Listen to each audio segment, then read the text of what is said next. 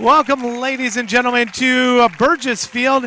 Opening night action for Geneva and Oswego. Vikings just take Burgess Field for the first time. I am Jason Santo, alongside senior Joni Educate. And Joni, exciting night for football. Oh, yeah, very exciting. We have a new team out here on a new field. I think it's pretty nerve-wracking for the players, though, maybe, because we have a new sophomore quarterback in, Daniel Santacanarina.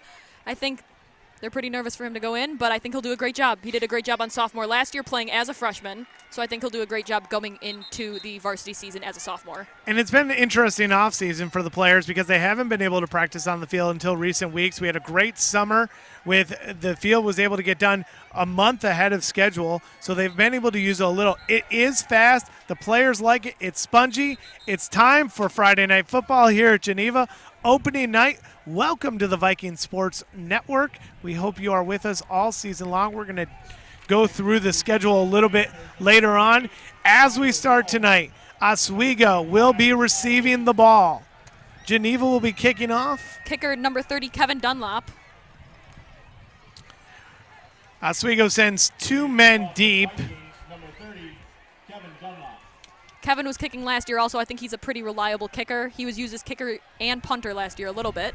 And you'll see a couple different kickers and punters this year. Players are ready. Fans are ready.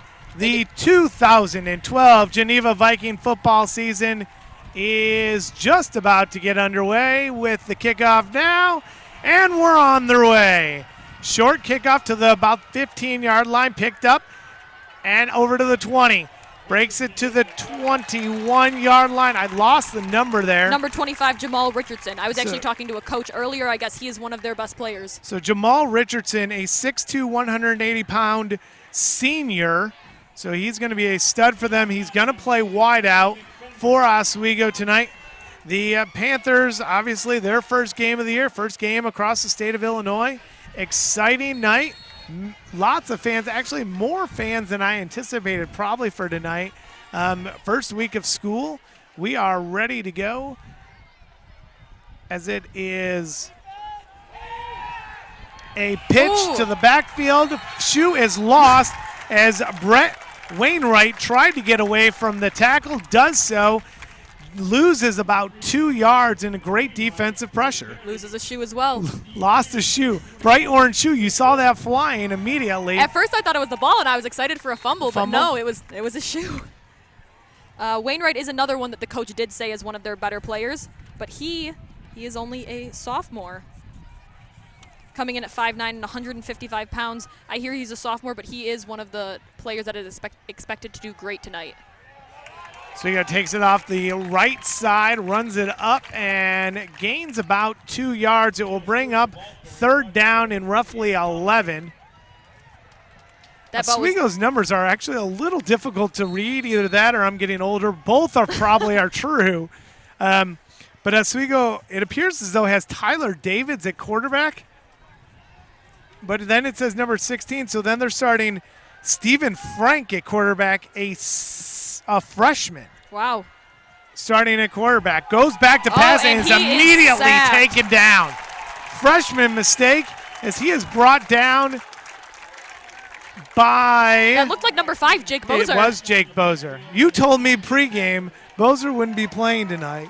I wasn't aware. I heard that there were certain boys not playing. I thought he was one of them, but I guess not. Jake Bozer with the big takedown of the freshman. He is always ready to go. He is a fighter, and he is ready to take down that quarterback just as much as anyone else out there. Oswego, Joni is going to drop back to punt. Number 68, Austin Cockler, is going to kick away. To number 4, Jeremy Hansen, a senior. Hansen picks it up at the 40 to the 35, just gets taken out of bounds, tries to squeeze a few more yards near side, and he's finally brought out of bounds. They're going to mark it at the... Looks about the 33. Can I debate with you for the first time tonight? It looks like they're going to mark him at the 32-yard line. You win. It will bring up first down and 10 to go for the Vikings. Brings in sophomore Daniel Santacanarina. First offensive play out there of the night. It'll be interesting to see what they do. It sets up in an I formation. The Vikings will go with a pro I, so this you're going to see a lot. You've got junior at running back, at fullback in Joe Buenzi. Okay, and the big player that you're going to watch out for at running back is Bobby Hess. Bobby Hess. Number 32. He's been playing Gets awesome the ball since right away, goes through right up the middle, plunges forward for about 6 yards. It'll bring up 2nd and 4 for the Vikings. Right away, you see Bobby Hess in action. Oh, yeah. Huge force up the middle. He's back like when we used to have Michael Rattay. Michael Rattay was the one that we always gave the ball to run, and Bobby Hess is turning out to be a bit like him. And I think it's important when you have a sophomore quarterback like Santa Catarina that you have a senior presence like Bobby Hess in the backfield to be able to carry that load. Santa Catarina hands off again, and clearly a gang tackle by Oswego. Gets knocked back. You can give the credit to just about anyone. We're going to give it to Alan Dex and his first tackle of the night, and it will bring up third down and 6. So they mark it 7. 7. Scoreboard says 7. I'm I going to win go on with that 6. But it's now third down and 6, and it will be Santa Catarina probably having to throw on this one. So it'll be interesting to see. Some of our main whiteouts are Kevin Curtin. We'll see if he hands it off or he throws it to him, number 11. Santa Catarina in the shotgun. He does drop back to pass, dishes it number off 15 to Kyle Brown. Kyle Brown. Oh, Brown breaks the tackle, gets in. Yeah. Does he cross? They're going to rule him out of bounds at the 3-yard line. I thought Kyle stayed in, tippy-toed the line. I thought he caught it, but I guess not.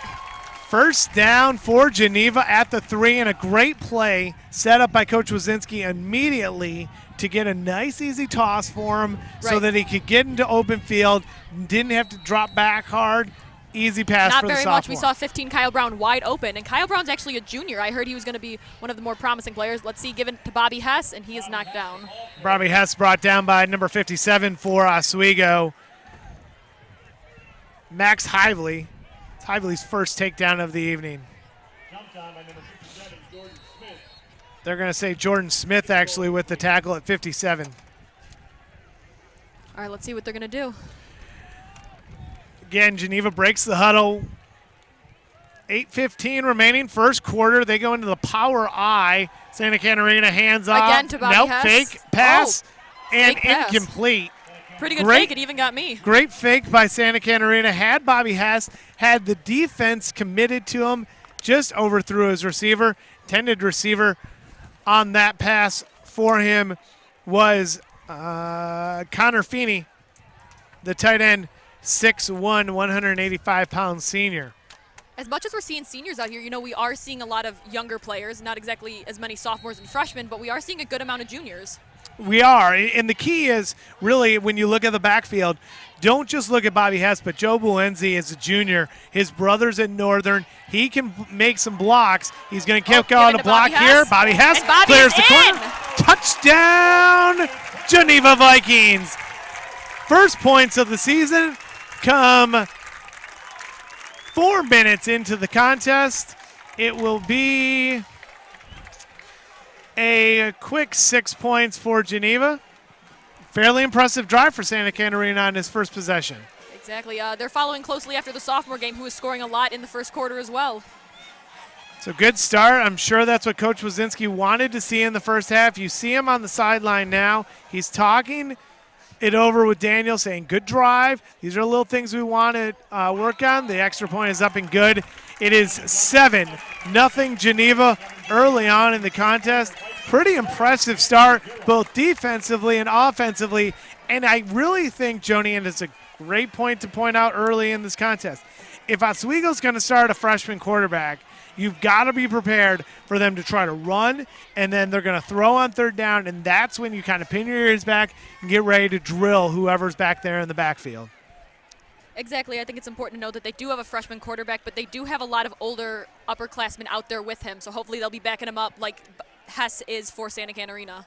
And it's a similar situation for the two of them. I mean, you're trying to get the sophomore, or in this case for Oswego, freshman, adequately prepared for what's to come. But if your running game isn't working and all of a sudden you're forcing them to start throwing the ball, that really puts a lot of pressure on them. And as a freshman, I mean, let's be honest, they might have been practicing for 3 weeks, but it was his first week of school this week. So there's a lot of pressure all of a sudden on them to keep this going. And, it's your first high school football game.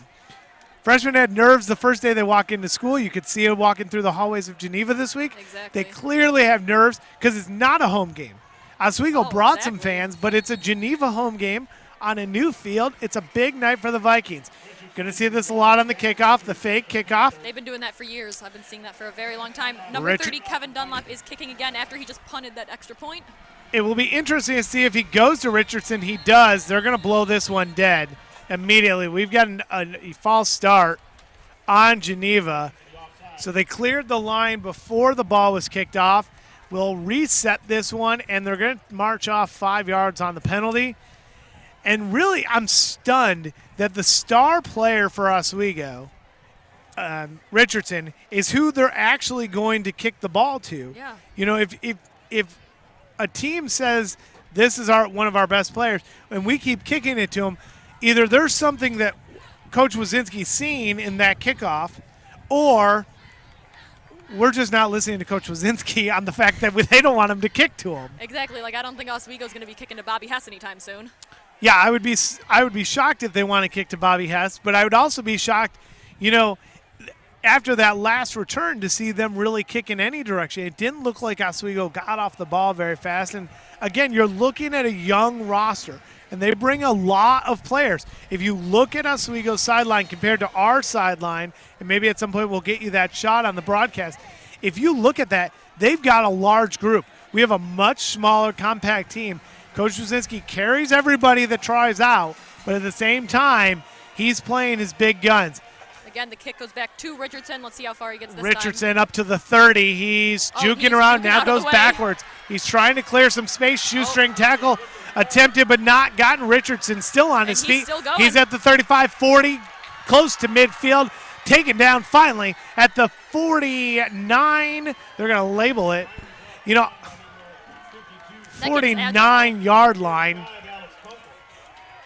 They're going to label it at the 44-yard line, excuse me.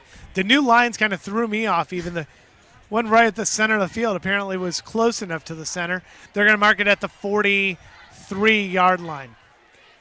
Looks like Alex Kunkel Sr. took that one down, but unfortunately he got around Jeremy Hansen a few times there. He was juking a lot. That kid is agile. He was moving around, and that's what you're going to have to watch for if they can get the ball. They've got him in the backfield. Now they bring in a different quarterback. It's Brent Wainwright that comes in, hands off the ball. They've got him listed as a wide receiver, defensive back, but clearly this is showing early on that Oswego does not have confidence in their freshman, that they're bringing in with somebody with more confidence. Head coach Brian Cooney of the Panthers, seeing early on Geneva's going to pressure the freshman. We've got to bring in somebody with some more offensive capability. They're keeping number 7, Michael Stewart, in the background. We'll see if they're handing it off to him. Let's see, and it is. Hand off over and he to Drew Howard. Howard gets the ball and is brought down. Now, you're going to have to bear with us, folks, and Joni and I are up here, and we've had Oswego's roster since this morning.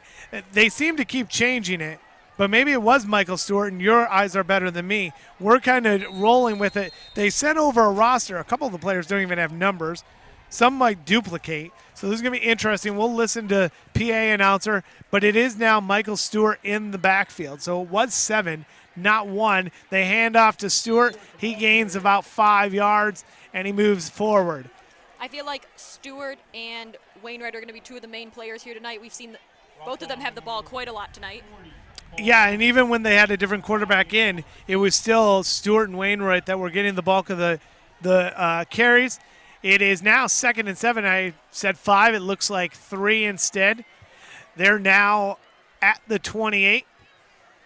Weird angle for our broadcast position. They are going away from where we actually are, so it's a little difficult sometimes to see the scoreboard. Again, handoff up the middle, breaking free is Bryce Holm. He is through to the 5-yard line. Big run for Bryce Holmes. Broke right through the Geneva defense. Easy pickings for him. No, I'm finding this very funny that he just got the big run. He's number 32, same number as Bobby Hess. Yeah. Big run, pickup of 24 yards on the play. We mark it down. First and goal for the Panthers. 7-0. 5:50 to go in the first quarter. It's still going to be Stewart in the backfield. I'd be surprised if they don't give it to him. They do. He dives right side. And he crosses the end zone, and in he goes.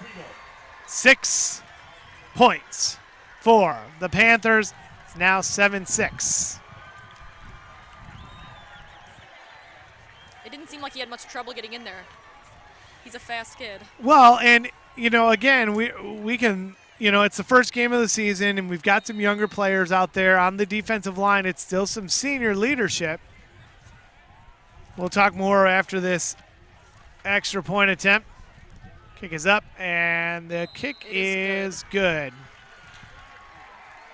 Kicking in for the Panthers that time was Jason Caney.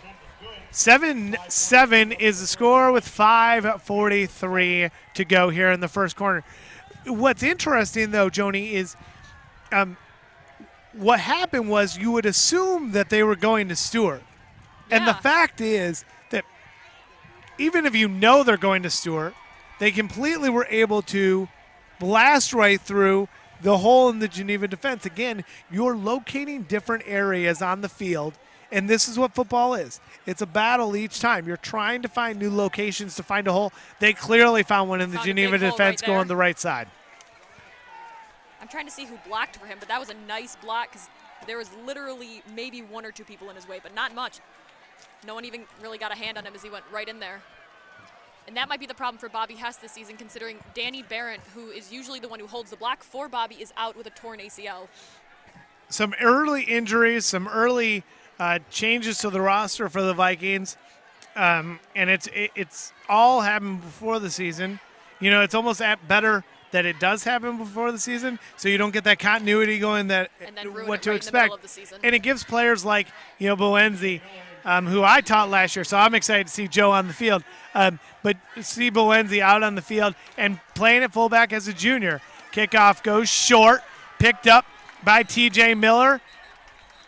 And he will pick up roughly about 7 yards on the carry. So with 5:39 to go, it will be Geneva Viking ball on the 32-yard line. The scoreboard says 32. My eyes aren't that bad. That's clearly a 33.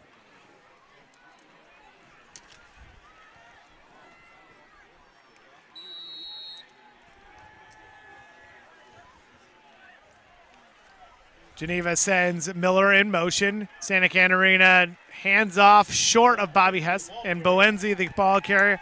Joe picks up about 2 yards on the play, maybe 3. It will bring up second down and about 7. We're going to call it 7 from our broadcast position. The angle, my eyes really aren't that bad. I promise. But third down, second down and 7 from the 36. This time they give it off to Bobby Hess, who fumbles the ball, lost the ball, picked up by Oswego. Heading the other way is Jamal Richardson, picks it up, and a touchdown. So they blast right through the offensive line, key on Bobby Hess, and immediately Jamal Richardson picks up the ball, runs it in for the touchdown, and now this is what you didn't want to have to happen in the first quarter. You didn't want to fall behind. You can still pound through, but your line's got to step up. Guys like John Anderson, they've got to be able to step up at this point and really make those plays. I mean, you've got some seniority on that line, and they've got to be able to make some blocks. One of the guys that they're going to be looking for a lot this year is Doug Davis. On the offensive line, they're going to be looking for senior leadership. John Anderson is one of those players. You're going to look for Jordan Hunter as another one. Jacob Basson is a 2-year starter for this team, a 6'3", 245 senior, and they blew right through. They knew Bobby Hess was getting the ball. And quickly, 13-7, we're going to go for the extra point. We've got an official conference. Coach might have to think about switching it up a little bit. I mean, if they continue giving it to Bobby Hess, if the team is predicting that to happen, they're going to blow through them every time.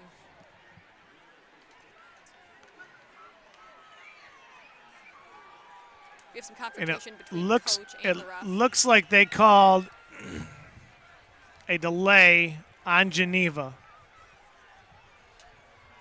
Again, remember, it's not just first night for the players or the coaches. It's also the first night back for the officials.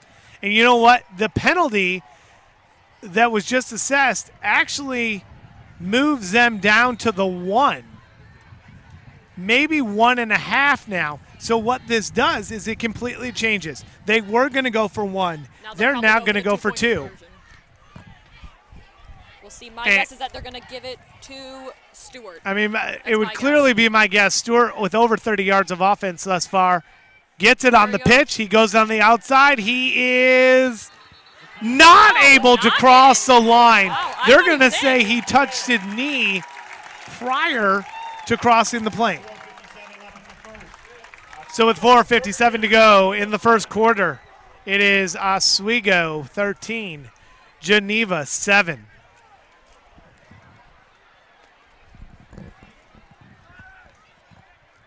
Yeah, clearly did not phase them as soon as they saw they went to the 1.5. We're going to go for 2. They went for the 2, and I thought Stewart. From this angle it looked like Stewart got in. The officials right there. So in Geneva's, and we're Geneva homers. We're not going to make any bones about it.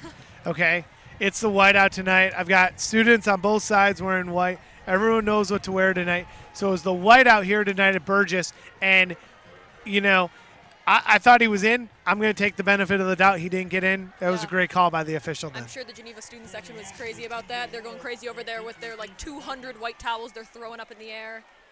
Everyone's all decked out in white for the first game of the season. They're excited. So Oswego set to kick off. Again, in high school, you kick off from the 40. They go right out of their huddle formation. They kick it short, well short, to the 20. Picked up and driven forward. Big return by Jake Bozer. It almost seemed surprised. Bozer was surprised he picked it up.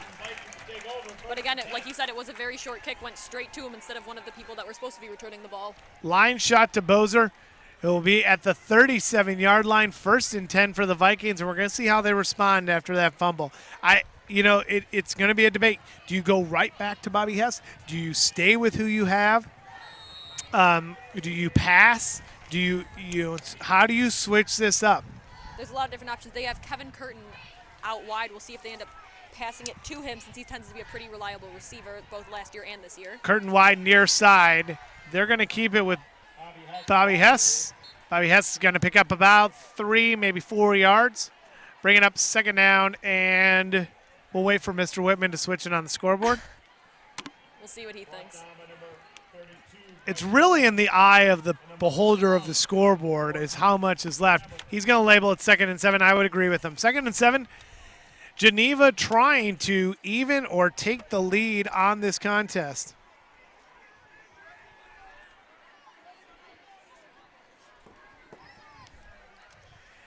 We'll see what they do here again.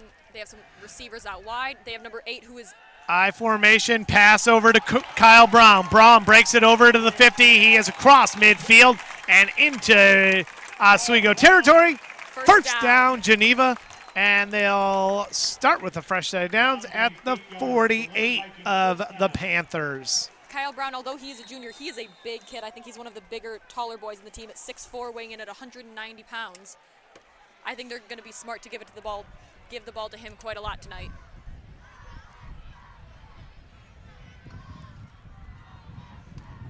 So that's 2 passes for Santa Catarina tonight and 2 completions.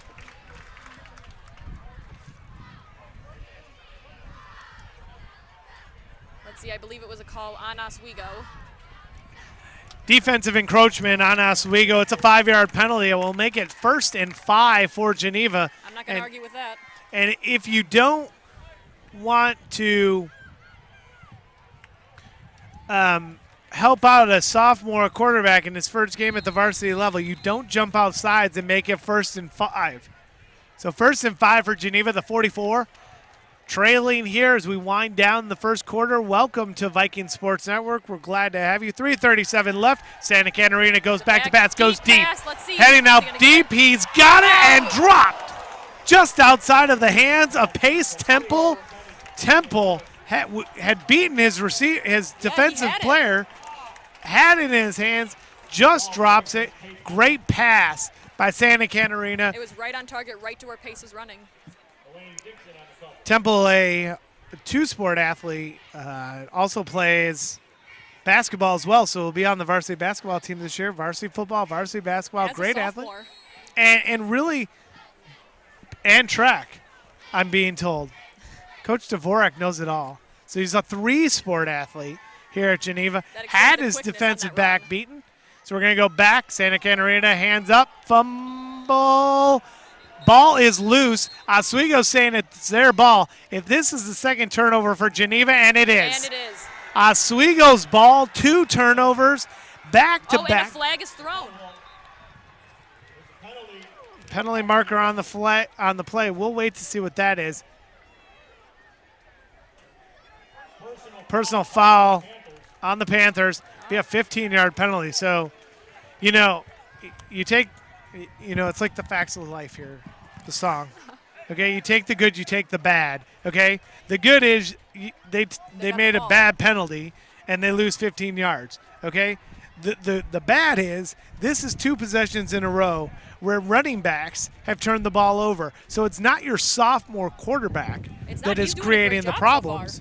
Okay, what it is it's actually your running backs. Those are the ones that you're expecting to be able to carry the load. That one I think was Boenzi who dropped the ball, and it happens. It's Boenzi's first night here as a varsity player, and he's one of those players that we talked about earlier. His brother's gone through the program. He knows what's expected of the Vikings tradition. He's been here with Coach Wazinski. He should know, and it just happens. Well, let's just hope that's the last one of the night. After we had 2 in the first quarter. 2 out of 3 possessions, and that could not make any of the coaches happy. You see Coach Wazinski talking to the offensive line on the side. Oswego not going to slow down for him. Moves it forward to the 35. They're keeping Stewart out there in the backfield. I'm assuming they're going to go to him quite a bit since he has been running great tonight. 1 touchdown for Stewart already. Almost had a 2-point conversion. So it brings up second down and 7 to go.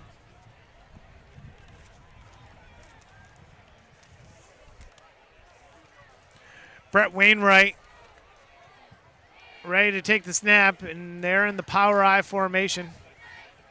Wainwright with the handoff. It goes to Stewart. Stewart breaks through a couple tackles, gets it forward to the 38-yard line. And call for 3rd and 1. It's going to be my guess. They're going to mark it back. It's going to be about 3rd and a yard and a half. Okay, Joni, you're the coach of Oswego. Not saying the head coach. You don't have to be the head coach, but you're making the call. So you're up in the box. What's your call on this play? I would give it to Stewart. I would give it to Stewart and have him fall over that line. It worked on the first touchdown of the night for the Panthers. We'll see what can happen. Again, power I formation. Look for the blocking. Yep, hand off to Stewart right up the middle. And first down. And he doesn't just kind of pick up the first down. He grabbed 5 yards off that one. That's an easy first down. Oswego marching down the field. They are now at the 43-yard line. I'm not liking the look of this. And with 1:59 to go, fresh set of downs. Clock is back in motion. Wainwright at quarterback runs back out. We'll see what coach is telling him to do. Let's hope I don't predict it correctly again. Well, at some point you would think that they've got to start throwing the ball because Geneva's just going to expect the run. But if Stewart's able to keep bouncing through, then, maybe you just keep running. Send the man in motion. Stewart gets the ball, goes off left side. He'll go about 3 yards, picks up 3. Gang tackled again. One of the players for the Vikings bringing him down would be Alexander Desani. Hobbling off the field right now for Doug Davis, 53. Geneva is Doug Davis. He hobbles off. He was in on the tackle. So was Nick Finberg. He was also in on the tackle. Ooh, and Davis falls down on the bench and is looking like he is in some pain. Looked like he had a problem down with his Foot or lower ankle, leg. Yeah. In hockey, you call that lower leg injury. You don't really specify, but lower leg injury. My bad. Wainwright gets the hand off and hands it off to Stewart. Shocker there. He goes right side around the corner. He's going to pick up. I do not believe he grabbed the first down on that, but he may have. Now the official gives him the first down from wow. the placement. They're going to say that he got the first down. And it's tough to tell because he went out near sideline, and Coach Wazinski's not arguing. That's a 7-yard pickup and a first down for Oswego. They're now at the 47 They passed of Geneva. I'm assuming they're are marching. They're going to keep giving it to Stewart until we're able to stop him, and so far we have not been able to stop him tonight. Send one man out wide. Stewart back in the I formation. Pitch off to Stewart. Oh, He almost and loses it. He does, but Oswego's lineman is right there to pick up the pieces. I was hoping we could get a fumble on them this time, but we could pick it up. Get some members of Geneva at the bottom of that pile there. Covering up was Matt Wheaton for the Panthers. It will bring up second down, but we're going to probably head into the quarter. And we're going to end this quarter. Right now. They're not going to run a play. So head coach Brian Cooney decides that he is happy leaving the first quarter with the lead. And he has it. 13-7 in favor of the Panthers after one quarter of play here at Burgess Field. It's Oswego 13, Geneva 7. We're going to take a quick break. We're going to let you see some beautiful shots from inside the brand new Burgess Field, and we'll be back in a moment.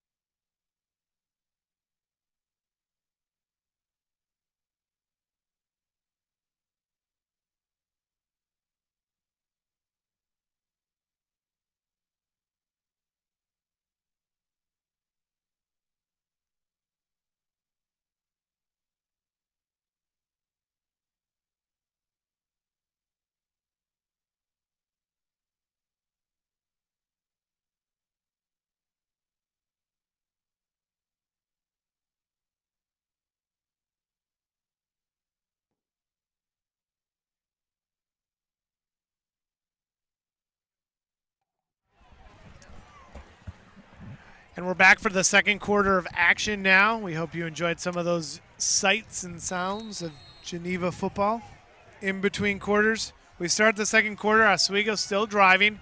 It is second down and 14. Pass is going to be overthrown. Out of bounds. The intended pass from Wainwright was going to Jack Kwiatkowski. Which, again, was one of the other ones that the coach told me was going to be a big player this game. Kwiatkowski was overthrown on the near sideline. It will bring up 3rd and 14 for the Panthers. And again, this is a situation with Wainwright, and Wainwright's only a sophomore. So you go from a freshman to a sophomore, okay? So clearly either the future's bright at quarterback for Oswego or the cupboard's bare, okay? And I right now seeing what both have done, I'm going to say the cupboard might be a little bit bare, and they're bringing some kids up earlier than they expected to. And this is a knock at Oswego. Sometimes you lose, and they're going to call a penalty on Geneva. They called roughing the passer. It's a 15-yard penalty. Roughing the passer. Not what we needed right now. So, again, either turnovers or penalties. That's two big penalties. One for Oswego, one for Geneva. This gives them an automatic first down when it was 3rd and 14, and now they can give it off to Stewart, except they don't. Wainwright will hold it. He'll go right all the way far side. He gets to the outside corner.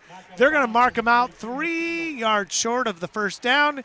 It will be Oswego ball on the Geneva 28.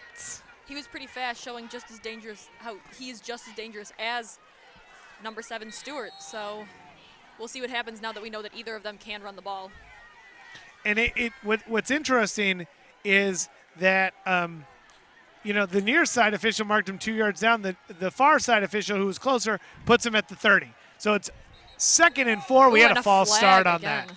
It's going to be a false start on Oswego. They movement on the line. I think the movement came from number 57 or 56, Cody McNamara. So we'll bring up 2nd and 9 from Again, lots of penalties this game so far. From the 35. Early in the game. Now, if you're a Bears fan or if you're any football fan, it doesn't matter. It's like preseason. It's like first game. It's the jitters. It's the getting used to everything. You can run through all that you want in pregame and in practices and all that. It's getting out here in front of the fans, under the lights. It's a different atmosphere, some pregame jitters. So we're 2nd and 9. Geneva looking to get a key stop here. They're going to hand it off short of Stewart. Oh, taking the ball and spinning. I believe that was number 28, Tyler Walsh. Tyler Walsh spun down by Jake Bozer. And they're going to give it also credit of the tackle to Jake Will, number 41, a 6 foot, 200-pound senior at linebacker. So you lose a yard. You're now at 3rd and 9, and now you go back into the passing situation. I'm assuming they're going to pass, like you said, but I'm hoping that their pass will end up a little bit like their other one did that went straight out the sideline. Well, and you hope that that Geneva isn't called for a roughing the passer being overly aggressive at trying to get over to Wainwright. Wainwright holds a nice fake to Stewart. His pass is wide open to number 10, Tyler Davis, walks into the end zone. And that one was about as easy as they come on the pitch and catch. Great fake by Wainwright. Once again, I'm going to call you on your eyesight. Jack Kwiatkowski was the one who received that pass, not number 10. That was 40. I thought it was 10 at first, too. But I thought it was 10. Really? Jack Kwiatkowski. Okay. That's what it looked like to me during the celebration afterwards, but maybe we'll wait for Mr. Whitman to call that one. Interesting. That's fine. Either way, it's an Oswego touchdown. Exactly. Okay? And the fact of the matter is they're going to go for 1, I would assume, but they're set up to go for 2. So they're going to go for 2. Kind of surprising. They're chasing points now. Wainwright goes wide. He's going to try to run it in, and he is not going to even come close. No, he is tackled down a few yards before the 2-point conversion is no good. We're going to give credit on the tackle to Alex Kunkel. Again, we're seeing lots of tackles by the seniors. Alex Kunkel, Jake Will, Jake Bozer. Bozer was also in on that tackle, so we're going to give credit to Bozer. So it stays 19-7. Now here's the issue that you are in if you're Oswego. Okay, you don't complete your first 2-point conversion. Okay, so therein lies the next issue. When you score your next touchdown, you're at 19. Well, Geneva's at 7. Okay, so now you're trying to get to 21, so you can even up if Geneva scores. Right. Okay, if Geneva scores 2 touchdowns, now all of a sudden it's a different ball game, and we're right back in this, and we're not needing the extra points as much. Exactly. We're a tie ball game, even with misses. So it's that chase that you make as a coach, what you decide to do. And clearly Oswego was thinking, we can make it. They didn't make it the first time. This time, actually, they were probably tackled 2 yards short. Exactly. So they're going backwards on the 2-point conversion, and that's got to concern Coach Brian Cooney. Now, Geneva's going to get the ball. They've got to hold on to the ball for an entire possession. And we'll see if it's one of those short kicks again straight to Jake Bozer, or we'll see if it goes back to Jeremy Hansen like it did on the first kick. The kickoff is short. They're going to keep it short of Hansen and to Bozer. Bozer's chasing it. He's not going to get it. Now it's kicked around. Ball's loose, and Oswego's going to pick it up. It's exactly what they wanted to happen with that kick. So a squib kick. Bozer chased it. Then it was kicked around by T.J. Miller. Nobody grabbed it, and unfortunately the defense doesn't get a break. It's time for the defense to go right back out on the field and pick up right where they left. I mean, hopefully not right where they left off. I shouldn't have said that. Okay, but pick up in the position that they're now back on the field without getting a break.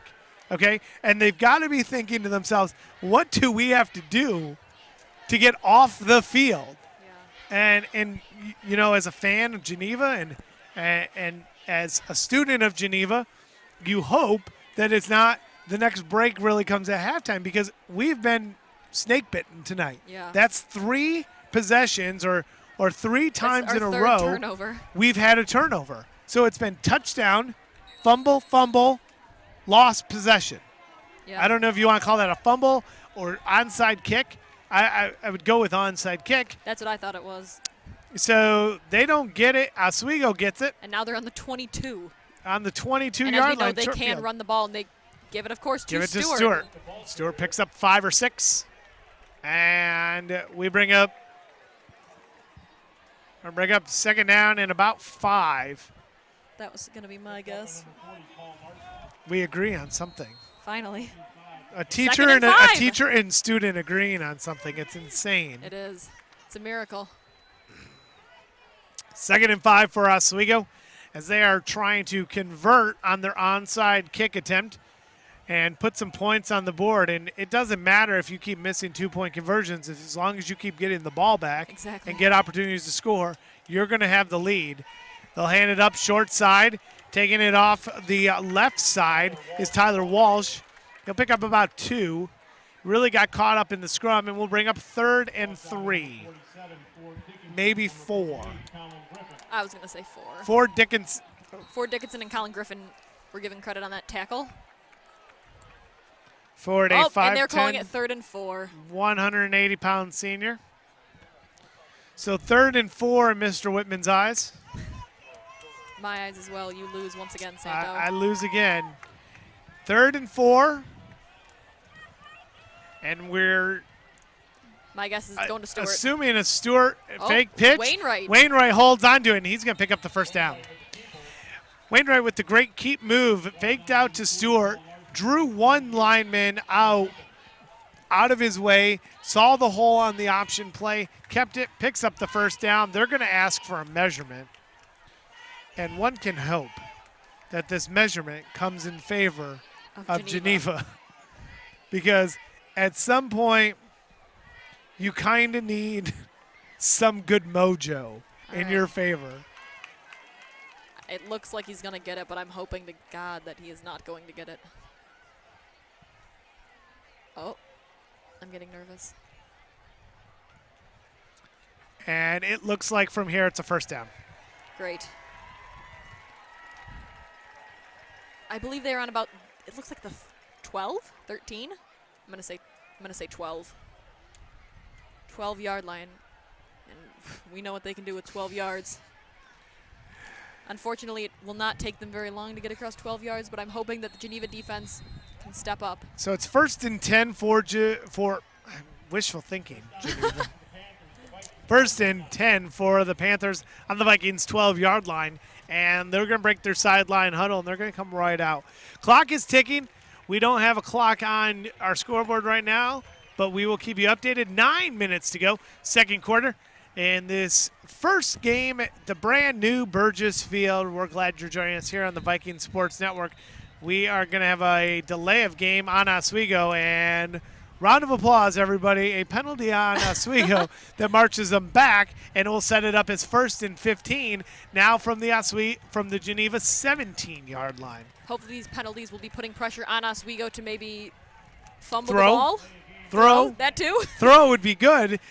So far, what he's we've not seen. been good. It's 1 for We've had- 2 yeah. from Wainwright on the passes. Santa Catarina, 2 for 2.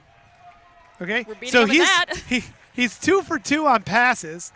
Okay, and I'm sorry, 2 for 3 because he missed one to Pace Temple. Oh, that is true. So 2 for 3. My correction on that, but still throwing the ball well. Oh. Wainwright Goes back Deep to high pass, pass. high and knocked away at the last second Does that look like by Noah Peter Parsons. Noah Parsons? Noah Parsons, a starter, 5'9" defensive back, 140 pounds senior. One of the littler boys on the team. But I remember last year, he was playing last year as a junior, and he's a pretty good player. For being that little, he's able to knock the ball out of the air. So Parsons with the knockaway, it keeps it. 2nd and 15 on the 17 for Oswego. You think they're going to pass again or they'll run? I think they're going to run Stewart, right? Yep. They're going to run near side Stewart. He's going to break through a hole, get it over the 20-yard line to the 19, maybe 18 with the last stretch. You know, Stewart's got to be passing, coming close to over 50 yards of offense, and he's really been the mainstay of Oswego's teams thus far. Dickinson in on the tackle along with Bozer. Once again, that's the second tackle for the two of them together tonight.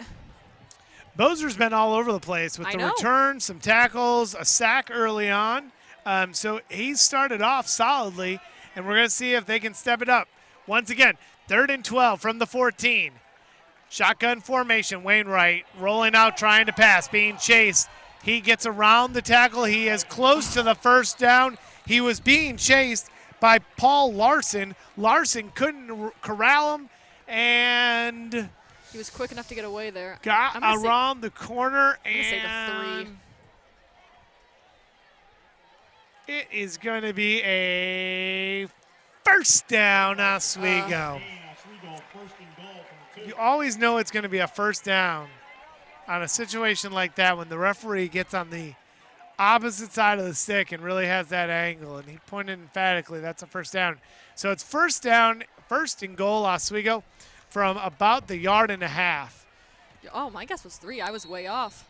Power I formation for Oswego. They give it up to the up back, and he is brought down at about the 1-yard line, and if they marked it inside that, it'd be about the 6-inch line. So it'll be 2nd and goal from about the. They're going to have to put it on the 1 because there's not a 6-inch line on the scoreboard, but it's right on top of the goal line. Thank God for Dickinson and Griffin on that play to be able to bring him Geneva's down going right to call there. timeout, and at this point, figure out ways to stop them from scoring from 6 inches out. And what you would assume, they're going to take 3 cracks at it. They're not going to kick from this position. They haven't kicked from the 3 on extra points. Exactly. They're going to take 3 cracks at scoring here for us. And hopefully we will be able to stop them every time. So it's going to take a good thrust and forward momentum. Sorry that I used that word thrust, but that's really what it is.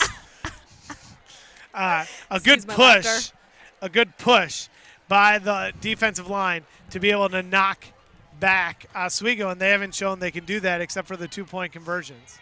So let's hope that it'll be similar to this, considering they are so close to the end zone. So hopefully that'll give Geneva the push that they need. The push? To push them back and not into the end zone.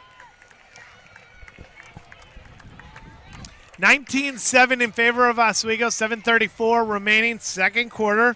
It's been a game of, well, mistakes. Geneva. Mistakes, penalties. 2 turnovers, a misplayed kickoff, and those have all led to points for Oswego.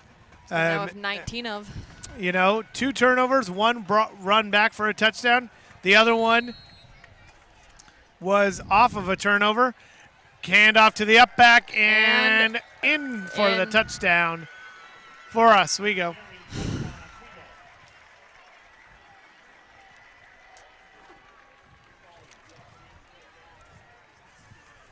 I believe the touchdown went to Bryce Holm, number 32 for Oswego. They will now line up to kick the extra point. Oh, so now they're deciding. Now they want to kick the extra point. When it's 25-7. Now they decide to kick. Let's hope they miss it. Excuse me if any of the people watching are from Oswego, but I'm hoping that they miss this. Miss. Jason Caney to kick, and the kick is up, right down the middle. And the kick is good. So a slow start on the new fast track of Burgess Field for the Vikings as they trail 26-7 with 7:29 to go. First half, second quarter, and, well, it's a quiet crowd. Yeah. Well, we're not over by the student section, so I'm assuming they're being pretty loud, as they always are. But let me just say, as a senior, this is not exactly how I wanted to start off my senior football season, and I don't think a lot of the boys in the field, any boys in the field, are feeling that way either. And when we talked to Coach Wazinski about it, you know, the one thing he had kind of played off is, you know, we're young, we're going to learn, we're going to figure this out. You know, we're going to have some struggles here and there. And you know, knowing the Geneva program, you kind of think, well, that's just kind of his way of being polite about it. And the reality is, it might not be him being polite about it. He might be accurate in his assessment. Right now, they're starting off slow. They're missing senior quarterback leadership from Matt Williams. They're missing wide receiver from Ben Rogers. I mean, Exactly, these Tyler are big Hickey, players. Drew White, all those big players. All those big players they're missing right now. And juniors and some first-time players are having to pick it up as Geneva gets the ball on the kickoff. This time they handle it successfully. They bring the ball to the 29-yard line. That ball was picked up by Quinn Ink. Again, another one of the younger brothers who have had siblings who have played here on Burgess Field, but before it was this new pretty field as it is today. Quinn Ink, whose older brother Connor Ink was one of the main starters last year. We have Joe Boenzi, Jake Bozer, even Santa Catarina, Luke Sella as well, Kyle McNeil, all players who have had older brothers on the field here playing in a Viking uniform. Oh, and there goes Bobby Hess. Bobby Hess over the just 50, about to the 50. 49-yard line for Bobby Hess. And it will be a Geneva first down. We don't get to say that often tonight. But a great game by Bobby Hess. Pickup of about 25 yards. They're quickly going to move. Bobby Hess gets the ball again. Is he going to get that first down? Does not gain any yards on that, so it will remain 2nd and 10. It will remain a 10-yard ground to gain, and it will be second, and they're going to be generous and call it 9. 2nd and 9, Mr. Whitman puts up on the board. 26-7 in favor of Oswego, 6:50 with the clock running. And Geneva not wasting any time in the huddle. Santa Catarina up. Let's hope we can get another run like that out of Bobby Hess. Boenzi, the up back. Santa Catarina and a goes back pass. to pass, and it is incomplete. Broken up far side by Zach West. Miller was the intended receiver. He had a... Was that Miller or was that Pace Temple? Well, then they changed it to Temple. So Pace Temple, I listened to the PA announcer on that one. It was broken up by West for Oswego. And Pace Temple this time just couldn't hold on. So that's 2 drops by Temple. I thought Santa he had Catarina's it, but 2 for 4 on the knocked night. right out of him. So Santa Catarina now forced to pass. 3rd and 9 from about the 49.5-yard line. Santa Catarina rolls out, finds it open. Kevin Curtin again, another one of those drops. They keep looking like they have it, and it just pops right out. Curtin can't hold on, and it brings down 4th and 9, and now it's an interesting situation. Do you go for it at this point in the game, or do you decide to kick it? Santa Catarina is your kicker. This is similar to last year with Matt Williams. Right. Matt would punt, and he'd be your quarterback. So you kind of have to defend against both if you're Oswego. They're going to send a deep man. That looks like, does it look like 28 to you? I'm going to say 28, Tyler Walsh. Tyler Walsh, who has had a few, he's had a few good plays this game, so I'm not surprised that they're sending him back there. Oswego calls timeout on the play, and that gives Geneva a chance, Joni, to really think about what they want to do on this possession. Do they want to kick? Do they want to go for it? They're only at the 50, and unfortunately, it's been tough for the Vikings to stop the Panthers' offense. So do you give them the ball at the 50, or do you go for the kick? And I think at this point in the game, it's pretty clear that they've got to kick the ball. I think they've got to kick it. They've got to keep the Panthers as far away from the end zone as possible with how fast that those boys can run. Now, a key fact to remember at this point in the game, while Geneva trails, this is truly only their second full possession. Right. They've barely had the ball this contest. It has been heavily dominated, and if I had a clock on it, And I apologize for not. My assumption I'd have to say would like be, 3/4 of the time is going to the Panthers. yeah, at I would least. say it's been an 85% at least. Probably, I go with your 75, but I'd say 85. Now the snap goes over Santa Catarina's head. Bad snap. Santa Catarina loses and drops his knee down at the 28-yard line. And a bad snap on the punt. Santa Catarina could not get away from the pressure. I don't mean to be rude, but I don't know. Are all these boys having like butter on their gloves or something? It seems like they're missing passes. There's wild snap. That one, and I believe the long snapper on that was Jake Baston. Oh, and then we have holding called against us. Well, that was declined because the ball went so far back. Gotcha. So again, the take the good, take the bad. There was the bad of the penalty, but the good thing is it really doesn't go against us. I wouldn't really call it good considering we just lost hold the on. ball. Then I was going to go back to the bad of the fact that now we don't have control of the ball and we didn't push them further back. So now with 6:25 to go, okay, Oswego has the ball at the 20. Are you going to say 28? 28 and a half. Board says 28. I'm going with Mr. Whitman on this one. Again, you can't have the half on the board. No, you cannot. So I'm going to say 28. 28, power I for Oswego. Let's just keep saying the same names again. If it gets Stewart. repetitive, it should. Wainwright tries to go far side. He does. He gets around the outside corner, and he cuts it up and gets it to about the 18-yard line. And Wainwright's pretty good with that keeper. We've seen that a few times tonight. The opposite of what Geneva has done is what Oswego's been able to do. They established Stewart, and now they're wanting Wainwright. And Wainwright's not officially listed as their quarterback. He's listed as their wide receiver. So you wonder if they just would rather have the ball in somebody capable's hand, somebody who's able to run. Who's able to run. And that's what's going on right now. It says first and one on the board. It's really second and one, ladies and gentlemen. And again, the power eye, Stewart in the deep backfield. They give it to the up man. He takes it, and he cuts through, gets taken down at the 7, right maybe 8. TJ Miller with the takedown. And again, Oswego marching right through the Vikings defense. And I'm not liking the sight of this. They're too close. Geneva not showing the ability to slow down a rushing attack.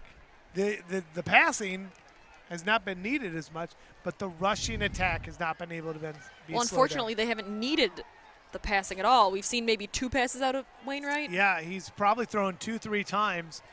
And Geneva creeps forward, sensing a blitz. They are able to stop him. Brought down to number 52, Cody Murphy. Brought down by Cody Murphy, number 52, another senior who's out there on defense. Hopefully they'll be able to keep that up. Walsh was the carrier on that one for 28. Walsh, the defense kind of swarmed in. I think they were expecting that. Geneva goes with the 4-4 typically, and with the 4-4, you're going to understand, like, you're going to give up the deep ball and you're going to prevent the running game, which tends to happen in high school. So you go 4 wide on the linebackers, and 4 up in the line. But now they have 3 back. Well, they've got 3 in the defensive. They've got 2 defensive backfield, and we've got a delay of game. Well, Oswego's been helping with the penalties. Yeah. Okay. Bit more than we have. Well, we help in other ways, apparently, tonight. This is apparently, true. Unfortunately for Geneva fans, we've been helping in the wrong way. And it puts pressure on Santa Catarina to be able to step up here as a sophomore. This is kind of gut check time as we head down towards the end of the second quarter. 4:22 to go. Oswego driving once again. Wainwright with the ball. He goes to throw, and he's got a wide open. Number 4, Jeremy Hansen, was covering him, but was not able to catch up enough to block the pass. I believe that went to number 40, Kwiatkowski again. I believe I'm saying that. Kwiatkowski with the touchdown. Kwiatkowski, I am saying that correctly. And Oswego with the touchdown. And that's Kwiatkowski's second of the night. 2 for him, and it's 32-7. And I don't think anyone envisioned this type of start Not at all. on the brand new $1 million Burgess Field. And the kick Still is the first up half. and good. And it is 33 to 7. to 7. 4:16 left in the first half. Hopefully the second half we're able to get some type of second wind and able to come out here and put some more points on the board since we've only put up 7 so far. Well, so if you try to look, if you're a Geneva fan at this point, Joni, and you come towards the end of the second quarter and you've got another possession ahead of you and you're trying to find a positive. I'm trying to find a positive. In teaching, we call this wait time. Okay? What's that positive? I think a name that we've all heard a lot tonight, I'm going to put it on Jake Bozer. I didn't even think he was playing tonight. He's come out here. He had a sack at the very beginning. He's had a lot of good defensive coverage. I mean, Bobby Hess has been running the ball quite a lot. He's been blocked a lot. But then again, I am going to give props to Sandakan Arena for, I feel like he's keeping his cool pretty well under the pressure that he's had. He's thrown some good passes. They haven't been caught, but overall, he's doing a pretty good job. I'm impressed with his playing tonight. And it's not really Sandakan Arena's fault Not at all. that they're not catching the ball. I mean, 3 of them have hit their hands. Yeah. 1 was in the end zone that hit his hands. So, you know, it's not his fault that they're not catching the ball. Again, squib kick. Bozer picks it up. Almost fumbled again. Jake and he does loses it. fumble. And behind his back, and the troubles keep going. Bozer got away from the tackle, lost control of it, and it will be Oswego's ball. He got away from the tackle, and it looked like he had him, and it was somehow lost like behind his back almost. It wasn't even knocked out from the front.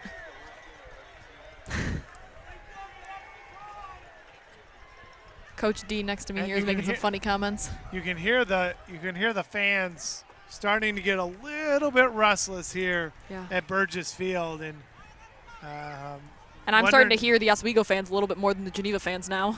yeah, and you which is look never down a the good way, sign. and we're the opposite side of the student section. That student section Is not jumping up and down, that's bouncing not- like it not normally is. moving, as well. I'm not seeing any more towels flying. So Wainwright back in the shotgun formation. Hands off to Stewart. We haven't called his name in a while. Stewart, the ball carrier, breaks away from several tackles. Arm gosh. tackles, really, at that. Picks up I'm gonna say- 15, maybe 17 yards on the carry. And it is first down Oswego. And just when you don't say Michael Stewart's name, He you comes say right it, back in. And he comes back. We have been seeing a lot of action down right here at this end of the field this quarter. It's been, you know, Most- from our perspective, Oswego's video is at the other end, and we're at the end where Oswego is scoring. And I bet if at halftime we offer to switch, they will not take that because they have been working this side of the field, and next quarter they'll be going to the other side of the field. We have So- not been seeing them in their own territory very much. They've been getting right into Viking territory, And a close minute up to ago- the end zone. A moment ago, you mentioned 3/4 of the time. I would now bump that number up Oh, yeah. easily to 90% of the time. It's been Oswego's ball. Stewart, the ball carrier, picks up 1, and really that's a positive at this point. I That he's mean, only getting 1.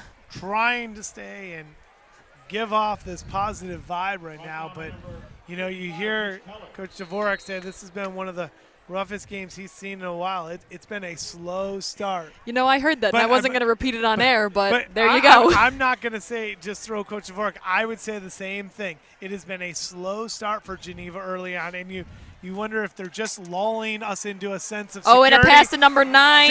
And Wainwright finds McGoy over the middle for the touchdown from 11 yards. He seemed right open 15 down the yards middle. out, wide open down the middle. And Elliott McGoy with the Oswego touchdown, pushing the score to 39-7. It's not a score I'd like to see. Not at I'd all. like to see it in our favor. Oh, exactly, but not in the favor of Oswego.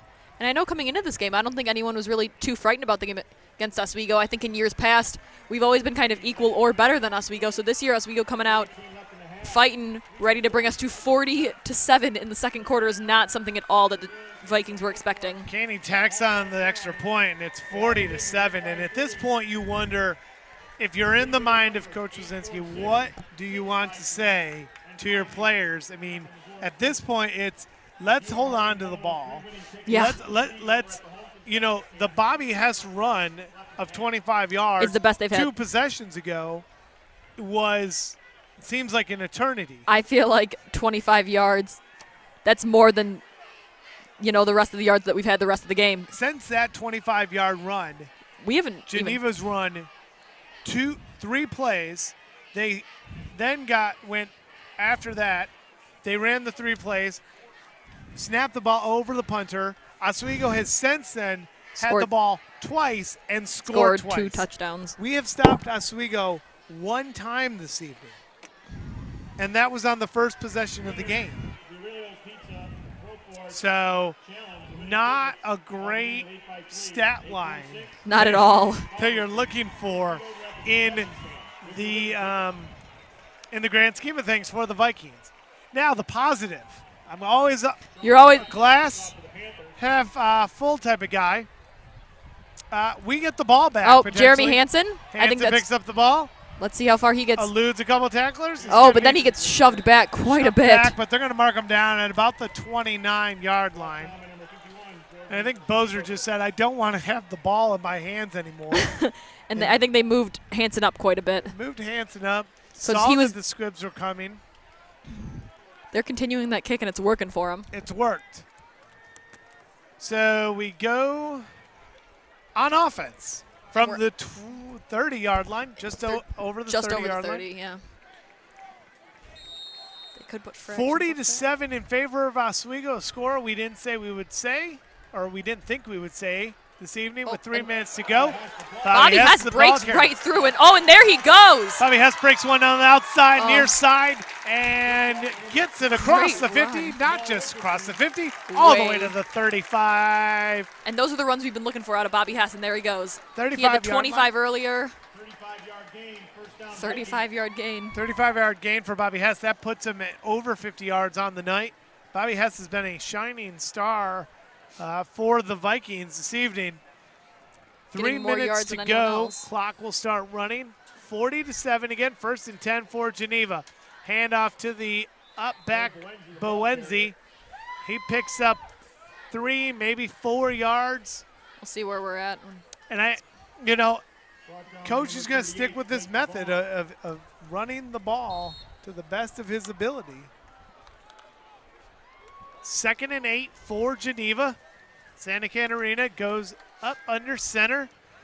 Hess deep in the backfield. Bowenzi up front.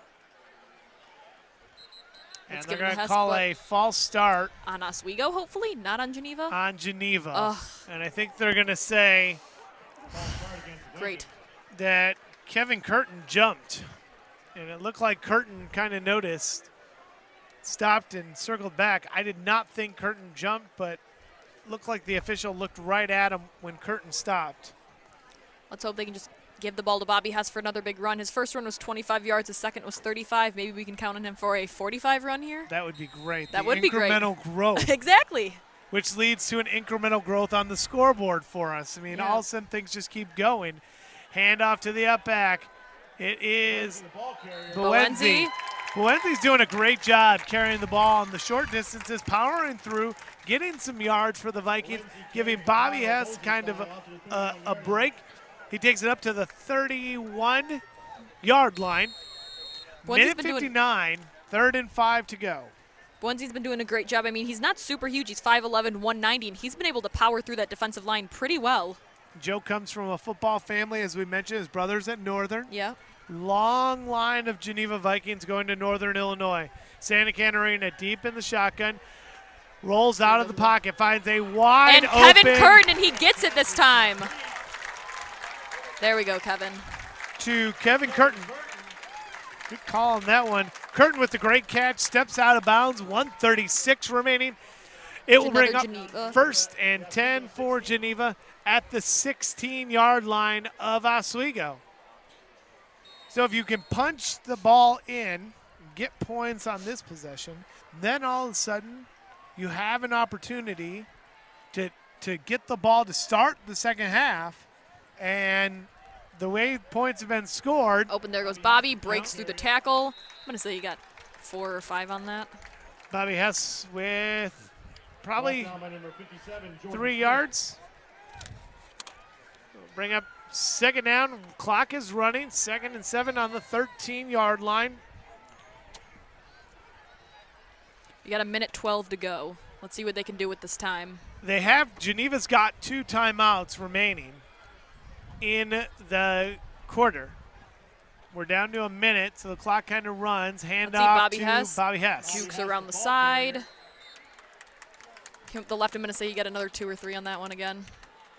Now they have to wonder if they're going to use a timeout at this point because the clock is running with 49 seconds to go. They've got 2 timeouts remaining.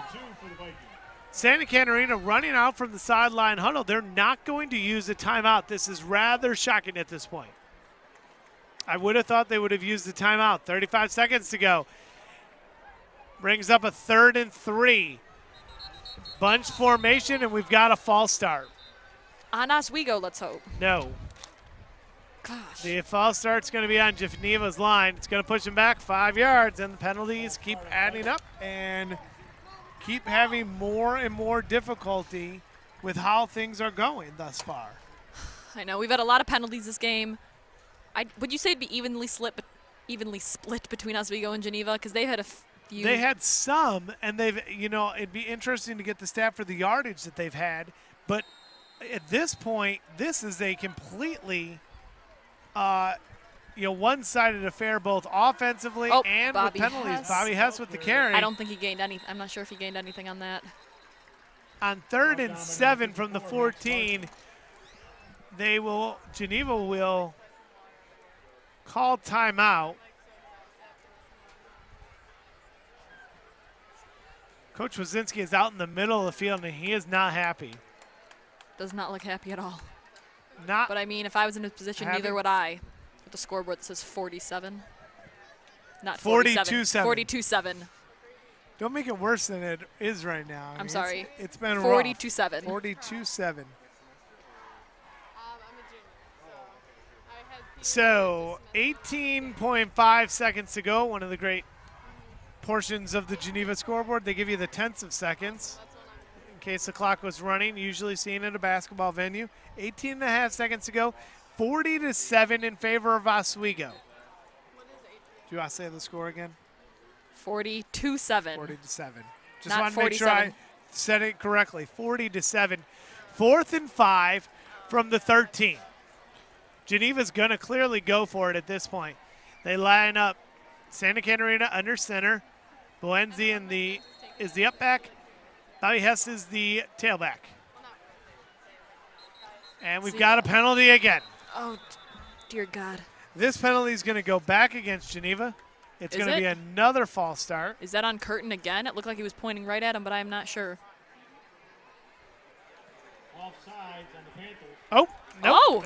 Oh, whoa. Changed. They will call it an offsides on Oswego. The Panthers Thank the Lord. We needed that. cross the line. And that's a positive. One of the few And positives. actually, it looks like it was at 18.9. It should be at 17.9. I'm sorry, it's at 17.9. It should be at 18.9 for the amount of time left. They're going to give it 18.5 left on the clock. Now, I'm assuming we're going to go with running the ball. I don't know if we need to risk throwing it, but then again, 18 seconds left. Who knows what they'll end up doing here? We've been surprised quite a few times in this game. So now, to go with your point, they can run the ball. There's one timeout remaining, so they have the ability to stop the clock one final time. Ooh, and they just brought in some new people. But it's 4th and 2. Oh, it's 4th and 2. My bad. 4th and 2. It's not up on the scoreboard. I was confused there for a minute. 4th and 2. So I'm assuming 4th and 1, they're going to list it. 4th I'm and 1 assuming from it's the going 7. to Drive Hess gets into it. or Hand off to Bobby Hess. Gets through, loses the ball, picked up by Oswego. Headed back the other way is there is no one in his way. Bryce Holm, I believe, on the far 48 side. Colin Griffin gets him down. And he will cross Colin Griffin didn't get him down. A touchdown. Jamal Richardson actually with the fumble recovery. We heard his name once or twice in the very beginning of the game. Haven't heard it since, but Richardson picks up the loose ball on the Bobby Hess fumble. His second now of the night. Second fumble for Bobby Hess. I believe so, yes. Second fumble by Bobby. So second fumble for Bobby Hess. Brought back 99 yards the other way. For a And touchdown. Bobby Hess was on his way into the end zone. Yeah, he was headed And right there. He hadn't really been knocked down too much. time has run out in the quarter. So the last play of the quarter will be Oswego to kick. And the score right now is 46 to 7. 46 to 7.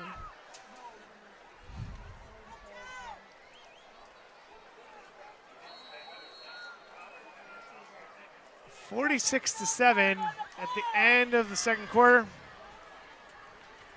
They're going to say Hess wasn't down. Kick is up. The kick is good. And we're Good. going to go to half. And it couldn't have gotten here any quicker. A horrible first half for Geneva, and I don't think we can make it sound better, even I though don't we're the think so. Viking Sports Network. We've It- tried bringing up the positives, but the scoreboard says it all. It has been a rough first half, to say the least. Geneva has had 4 offensive possessions. They have fumbled it. Now 4 times, I Sorry, believe. They have Or 3 fumbles 3 and 1 fumbles lost on possession offense. on the kick. Yep. 4 offensive possessions, 1 touchdown, 3 turnovers, fumbles. They've lost possession on a onside kick. And the score right now, 47 to 7. And we're going to have a running clock in the second half to start the second half. We saw this last year. We did this to teams last year. Yeah, we did this to teams Yeah. last year. It was never done to us. Never So done this to is us. quite surprising for Geneva fans and parents, as for the past few years, we have never been down by this much of a deficit. We're usually up by this. So 47 to 7. We've got 14 minutes to kind of regroup and see what we can kind of pull together. What we're going to do for you at halftime is we're going to leave the scoreboard kind of in the corner, and we're going to let you watch the Geneva Marching Band so that you can see how the kids have been working for the band. And we'll be back. Joni and I will be back with second half action, where we hope that we're able to make some type of a comeback, maybe even up that scoreboard to 47-47 instead of 7-47. Yeah, I mean, we would like to see some offensive production at this point to keep the clock from running. And so the Geneva Marching Band, and we will be back in a few minutes. Enjoy halftime. Once again, you're watching the Viking Sports Network. Score at half, Oswego 47, Geneva 7.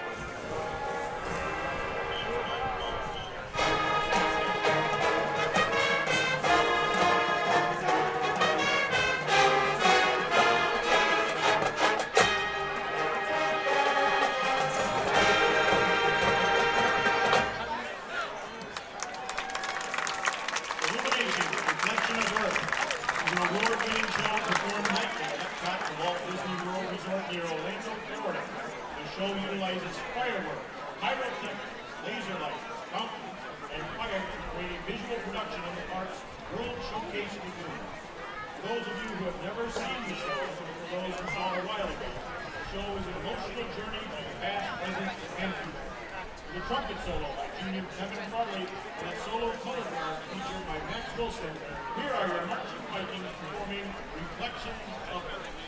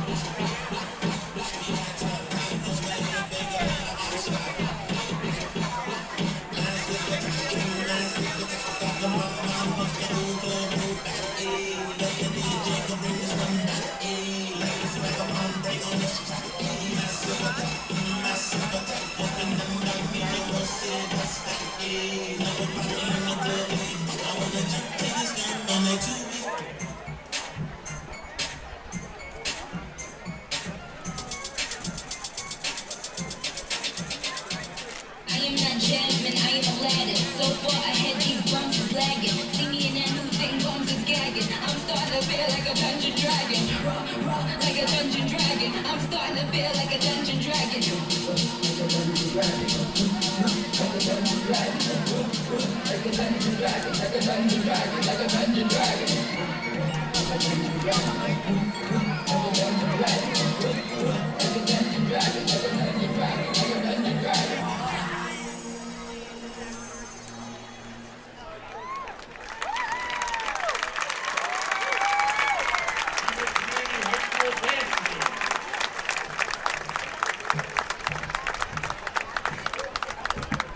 Next up, we have the Pro Force and Aurelio's Passing for College Challenge.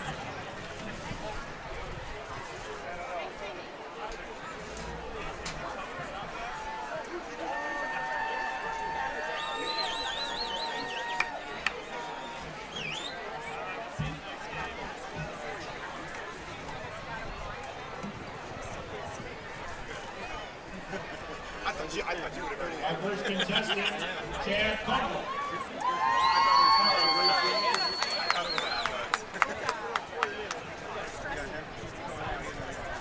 It's like, yeah, right. Thank you.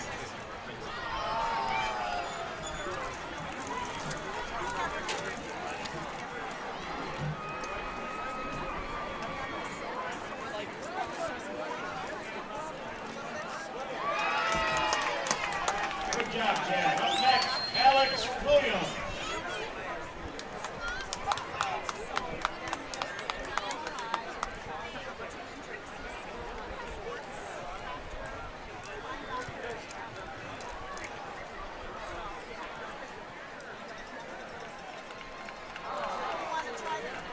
Nice try, Alex. Our third contestant, Jeremy Lee.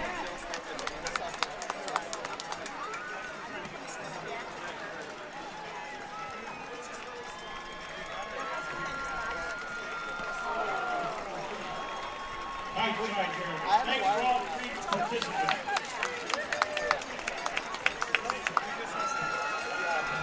William Porter. William Porter, please report to the press booth. William Porter to the press booth, please.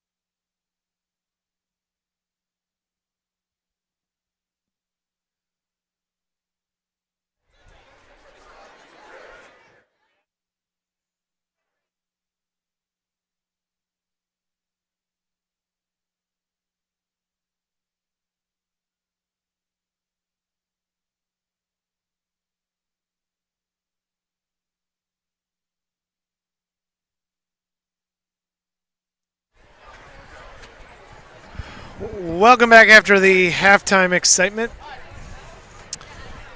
Jason Santo along with Joni Educate. Joni will be joining us shortly. 1:46 remaining until we start the second half. Score at half, as you see up in the upper right-hand corner, is 47-10 in favor of Oswego. As we start the second half, it's important to know in high school rules, when you're down 40 points, the clock will run. So we now get into a position, and we'll talk more about this momentarily. We get into a position, though, where Geneva really runs out of time. You have short halves to begin with. You have 12-minute halves, and it's running clock. So Oswego clearly the beneficiary of this type of positioning. We want to thank you, first of all, for joining us on the Viking Sports Network. If you are an advertiser or a company who would like to purchase advertising space on this website, below me on the screen, there are areas to click. You can contact us. We will gladly set you up with an opportunity to advertise on the Viking Sports Network. it still is a promising year. And this is early in the year. You're hoping to get first game jitters out of the way, and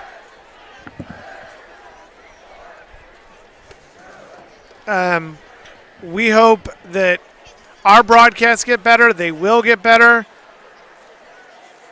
And as we go through the season, you're going to see more content on this website.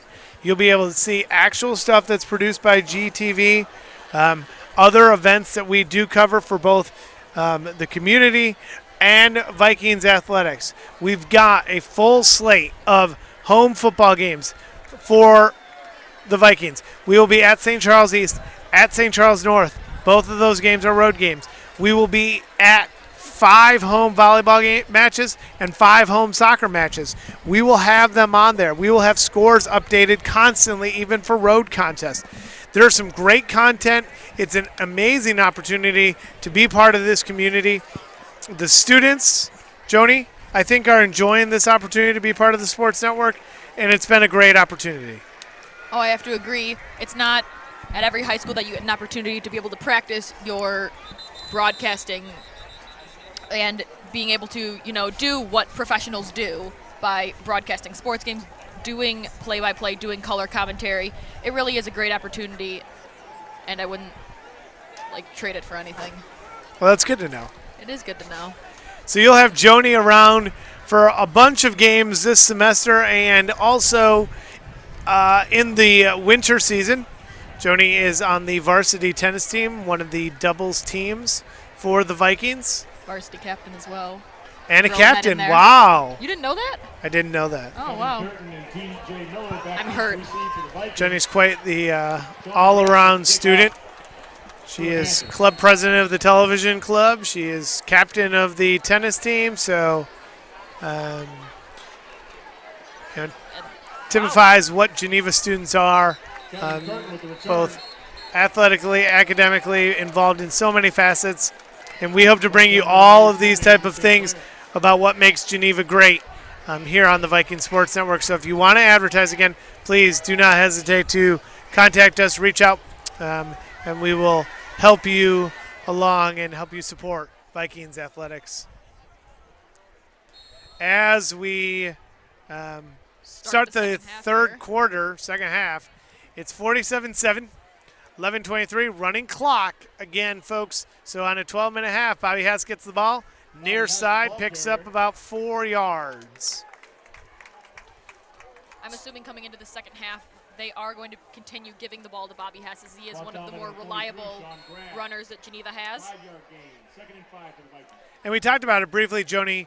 Now that there's a running clock, it changes your philosophy. You've got to move fast if you want to get back into this game. And Geneva really seems to be taking their time at the line. Santa Catarina gets the ball, drops back to pass.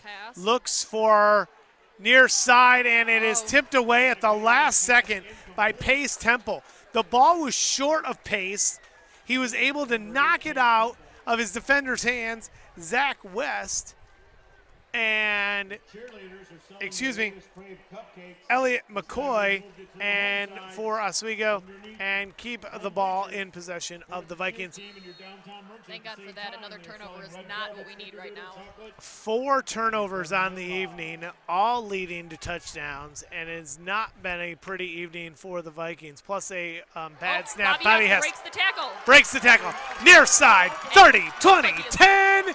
And taken out of bounds at the 10-yard line. Great move by Bobby Hess to break through the open hole, get some into daylight, and for the longest offensive production of the day for the Vikings. I believe I heard that right, 86-yard gain? I feel like that is wrong, but I feel like that might be what I heard. Could see a 68, maybe a 78-yard. They're going to mark him down about the 5. Way to step up as a senior and be able to run that ball down the field and put Geneva in more of a scoring position. So the lone time we just get done talking about how they don't stop the clock. The lone time, in exception to the rule, is on an injury.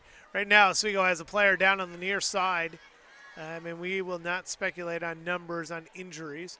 So down on the near sideline, Like the player who was grabbing Bobby Hess down there. who's trying to tackle is, and it looked like he kind of rolled his ankle. And that's about the third or fourth injury we've seen tonight. Now, they've all hobbled off. The clock has not stopped, but we've had a couple players hobble off, and it's not part of the field at all. It's just part of the game, and it looks like he's fine. He's getting up, and he looks like he's okay. So it's number 25. 25, Jamal Richardson. Jamal We Richardson, have seen quite a bit of action from today. who's actually picked up 2 fumbles and returned them for touchdowns. So 2 touchdowns for Richardson on the fumbles, and it will be Geneva. Positive. Geneva has the ball. They're at the 9-yard line. It's 1st and goal to go, and this is the first possession of the second half. So much like the first possession of the first half, near side, Bobby Hess with the carry. He runs out of bounds, and he picked up about 3-4 yards. For a gain of 1. Gain of 1, wow. Take that back, we were told 1 yard. From our angle, So it did look like a bit more than that. 1 yard, 2nd and 6 from the 6. So Bobby Hess is clearly going to be the workhorse at this point. They're going to look to grind out this game. 47-7 in favor of Oswego. Santa Catarina hands off to Hess, who crosses the goal line for the touchdown. Geneva is on the board. Once again, 47-13 now. Let's see, what do you think they're going to kick for the extra point, or do you think they're going to go for the 2-point conversion? Well, I don't know, you're down by a lot of points, but at this point, 2 really doesn't help you much. And there's just a penalty thrown on Coach Wazinski. So Coach Wazinski got in the ear of the near side official, and they're going to call an unsportsmanlike penalty on Coach Wazinski. Now, at this point, as an official, you've got to understand there's a give and a take, okay? Coach is probably a little upset tonight.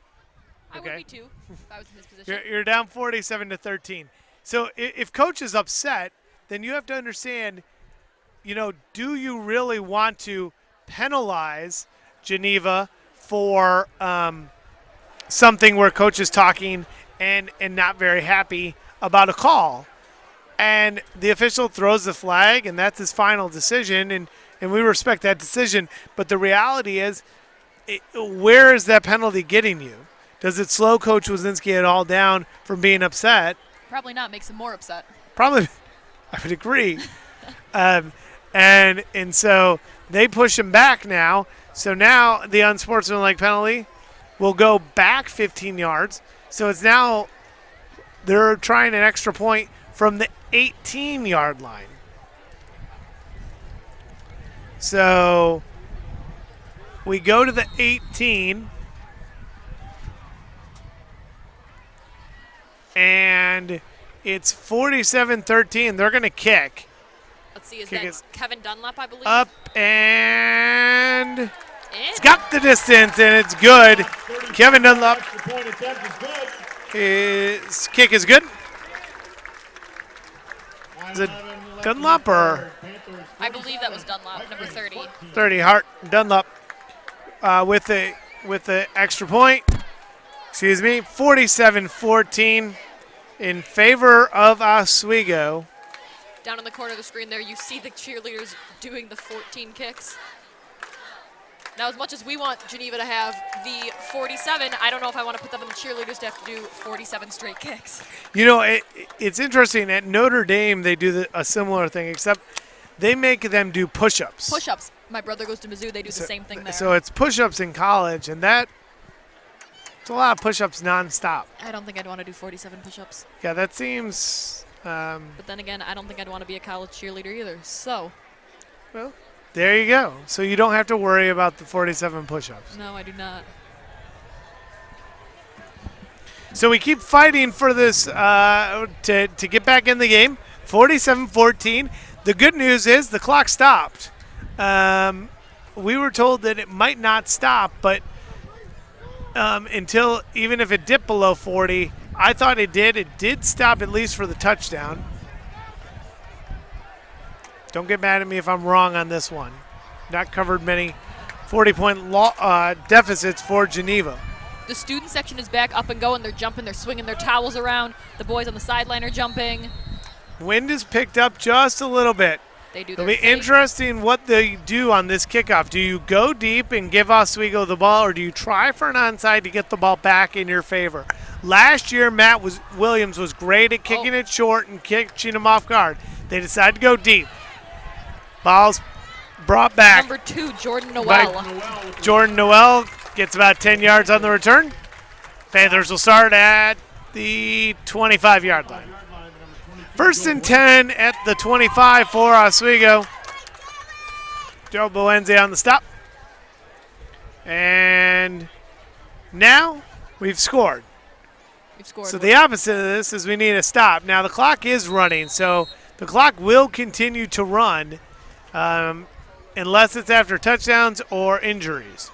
So 8:30 to go in the third quarter. Let's see where they go. They're going to number 2, Jordan Noel once again. Noel goes on the outside. We haven't seen him at all this game, I don't believe. But now Picks he's up in a there. couple. Now you wonder if Oswego's going to bring out some different players. Noel is a 5'5", 150-pound sophomore only, so. You know, I thought he looked little, but I didn't realize he was only about an inch taller than I am. But he's doing a pretty good job for being put out there. We'll see if they go to him again now. Oswego went to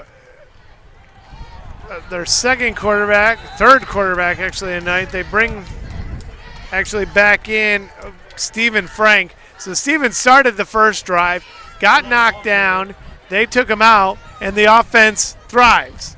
Now you're going to let the freshman come in at a point when it's 47-14.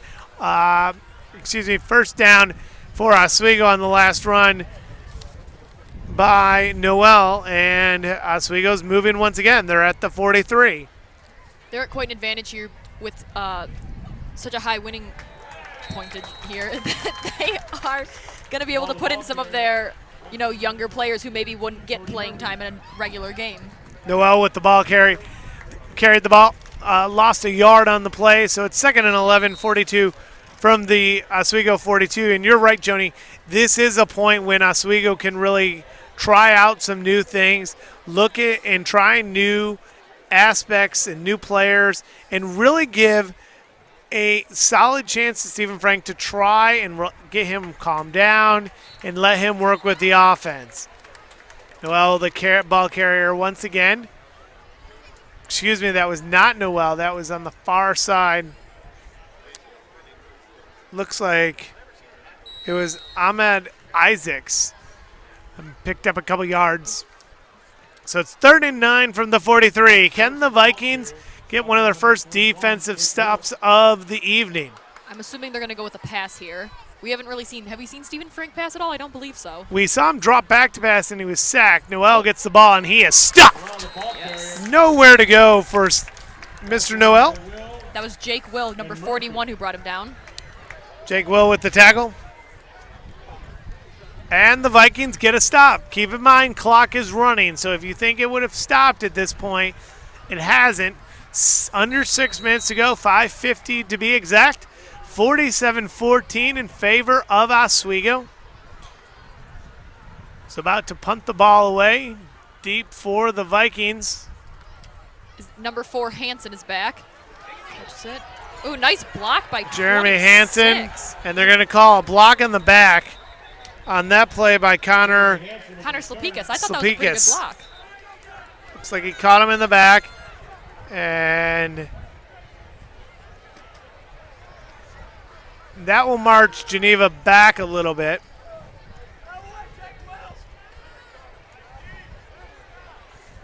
The boys are, fired up a little bit. We can hear the boys yelling now from the bench up here.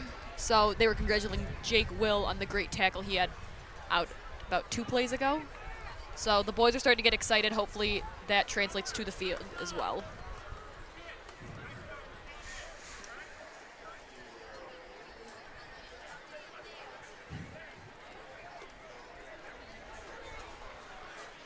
Geneva will start with the ball on the 15-yard line. Running clock once again. 47-14 is the score. Breaking through right up the middle for a run. TJ Miller. Miller giving a brief break.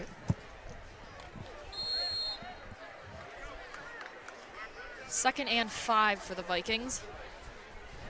My guess is they're giving it to Hess, but who knows? We have Kevin Curtin still out wide here. I formation.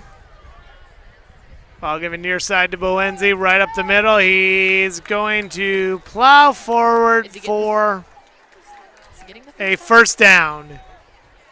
Officials are a little more laid back in this one, and I think if it was close, they were happy with it, awarding the first down to the Vikings. So first down from the 26. We're seeing a lot of action out of Boenzi tonight.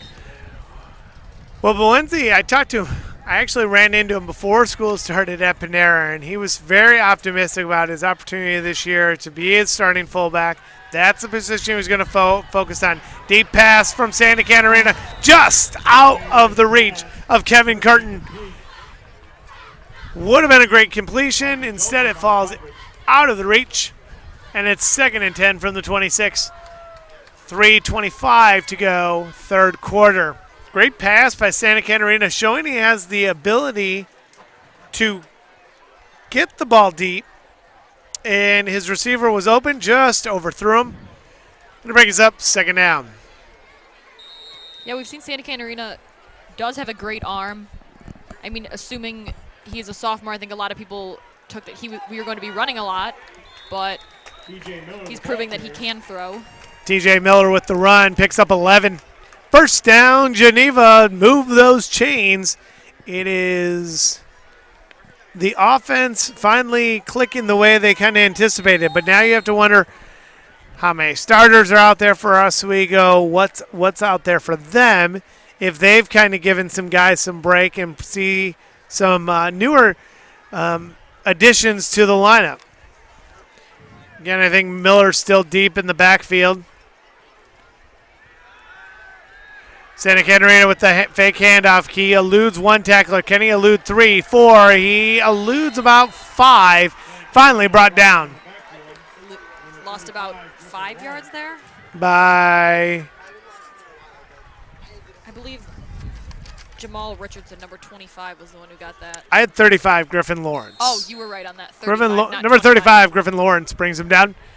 It's a loss of 6. I was trying to give us the benefit of the doubt. Wind is picking up a little bit up here at the top of the breast box at Burgess Field. TJ Miller gets the ball and carries it just short of the 50 to about the 45, 46-yard line. That's the first down for the Vikings. Nice pickup for TJ Miller. And, to be honest, Miller's done a great job running the ball. He has. I mean, we're seeing a lot out of the juniors. We're seeing a lot out of Joe Boenzi. We saw Kyle Brown in the beginning. But, yeah, the juniors are proving themselves to be some great players. We saw some of Billy Dowds as well. And there goes Miller again. Miller, the ball carrier again, picking up 6 on this carry. Santa Catarina just handing off. 1 minute to go, third quarter, 47-14 in favor of the Panthers. And that's one thing that we were talking about at halftime, both you and some of the faculty, which is, we've been spoiled at Geneva by some great football teams. And this is a young team. And maybe it's not our year. I still have hopes that it is. I've seen sparks from the offense that they can move the ball. It's just going to take a little bit of time for it all to click together. Santa Catarina on the keeper. He loses 2, so we're going to go to 3rd and 6, maybe 7 for the Vikings, and that will probably be the last play of the fourth quarter. We have about 21 seconds left. They're going to try to one more play. 3rd and 6 from the 49. I'm assuming it'll be given to either Hess or Miller, both who have been doing great runs this game. Of Oswego. Gets the ball off in time. Curtin with the catch. Fumble, story of the night. Loose ball picked up by Let's see where it's going. Oswego's jumping up and down on the far side, and He's given. Oswego picks up the turnover. Loose ball after Kevin Curtin made a great catch, didn't corral it, pops out of his hands, and unfortunately, the 5th turnover of the night for the Vikings. And hopefully it's not like the previous 4, Let's hope not. and it doesn't lead to a score. But that brings us to the end of the 3rd quarter. After 3, it's Oswego 47, Geneva 14, and we'll roll through the 4th quarter here in a moment.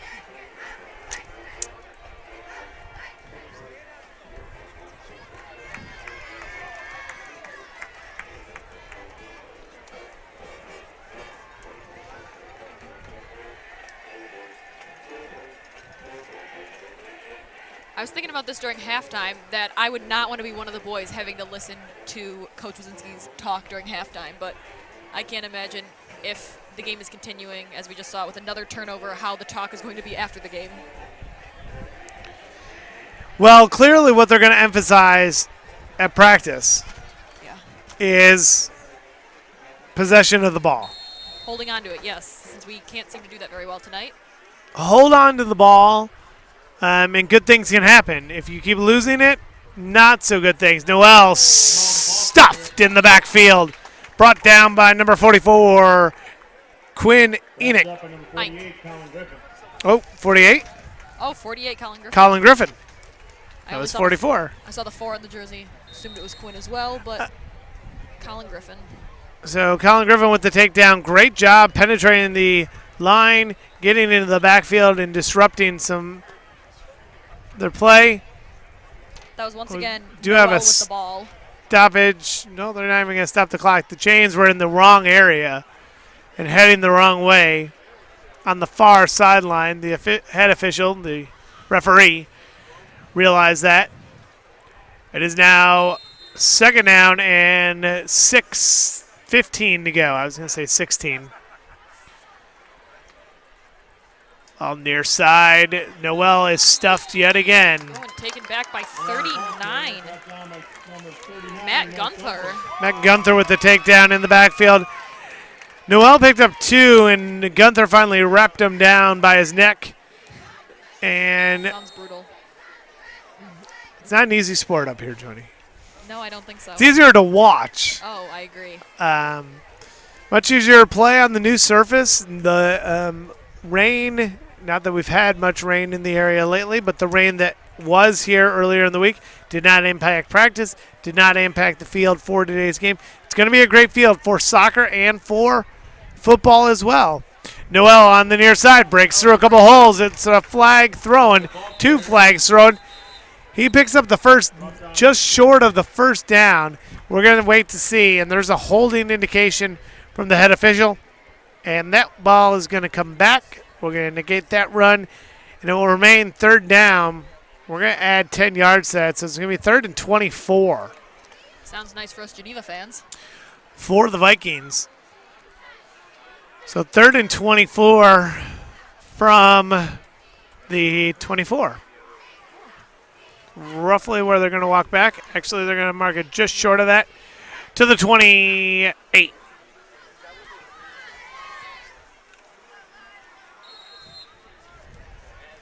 They've been giving the ball to Noel quite a lot. I'm not even seeing. Are you seeing Stewart out there? I'm not even. No, seeing him out I think they've given Stewart the rest of the evening off. there. Oh, and there goes Noel. Once Noel again, breaks breaking right through the hole and picks up Taken down by Chris Sweeney, number 9.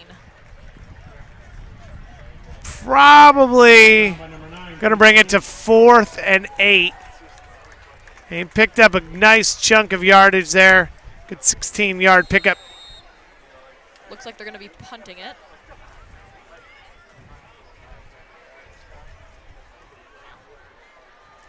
Fourth and 7 for Oswego.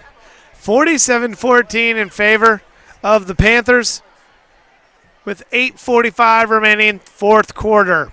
The punt goes up with Jeremy Hansen back to return, and it Goes over over his head. Hansen's head and into the end zone for the touchback. So Geneva will start with the ball on their own 20. I did know that a touchback was put on the 20-yard line.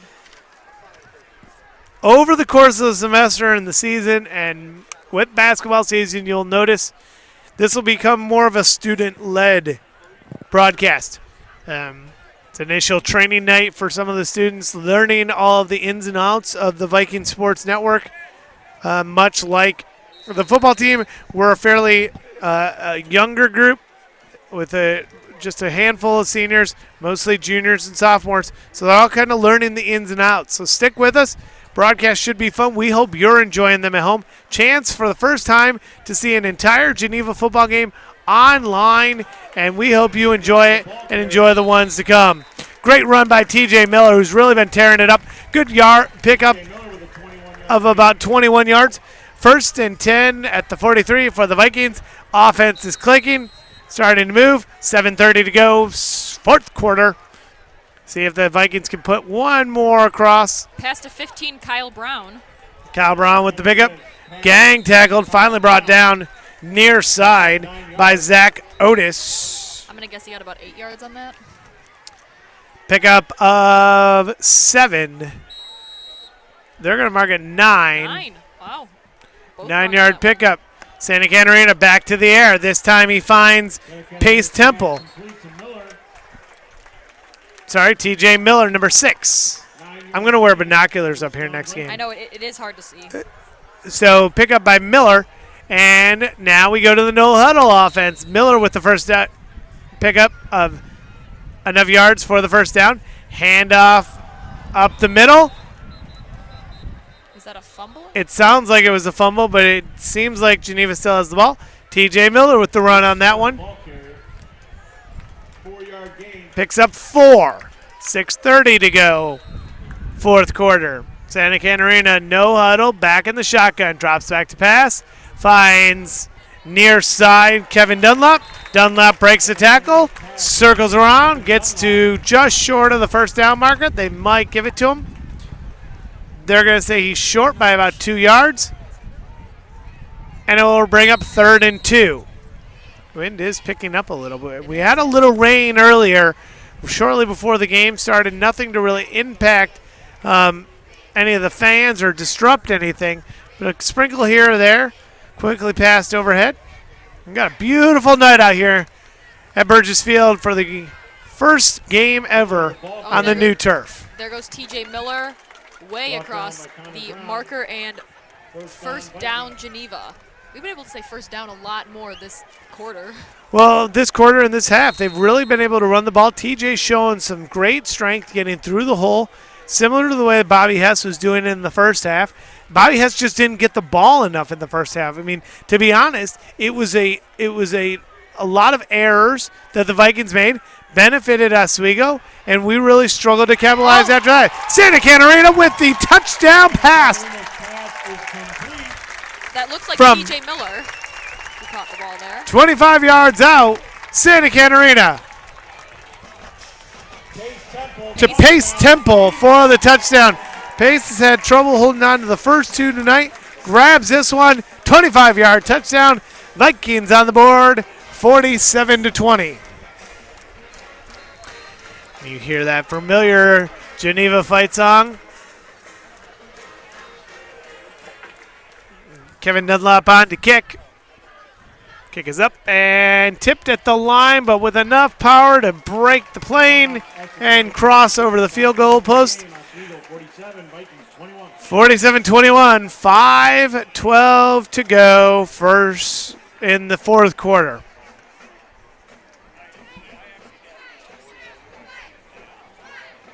And there go the cheerleaders again with their 21 kicks.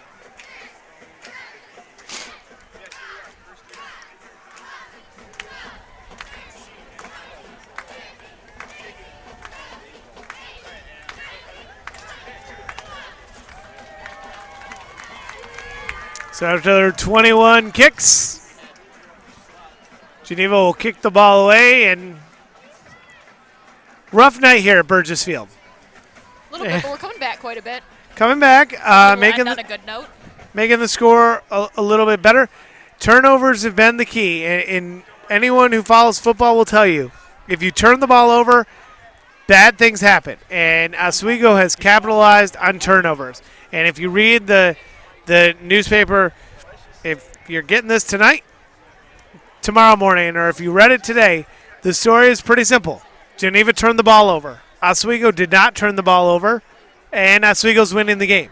And it's a complicated game in the way you diagram everything. It's an uncomplicated game in the fact that if you do the little things right, you win. If you make mistakes, you're most likely going to lose. Exactly. Without those turnovers, I believe the score would be quite a bit different. Now, do you think with the score a little bit closer, they're going to do a deep kick like they did last time, or they might do an onside kick? I'm not sure. I don't know. It depends. I mean, at this point, they might want to see how the defense is going to play with some of the juniors, give some new kids an opportunity to play defense. Straight up the middle is Noel. Noel gets it out to the 30. Nice return of about 20 yards on the kickoff. Taken down by Nick Finberg and Quinn Eink.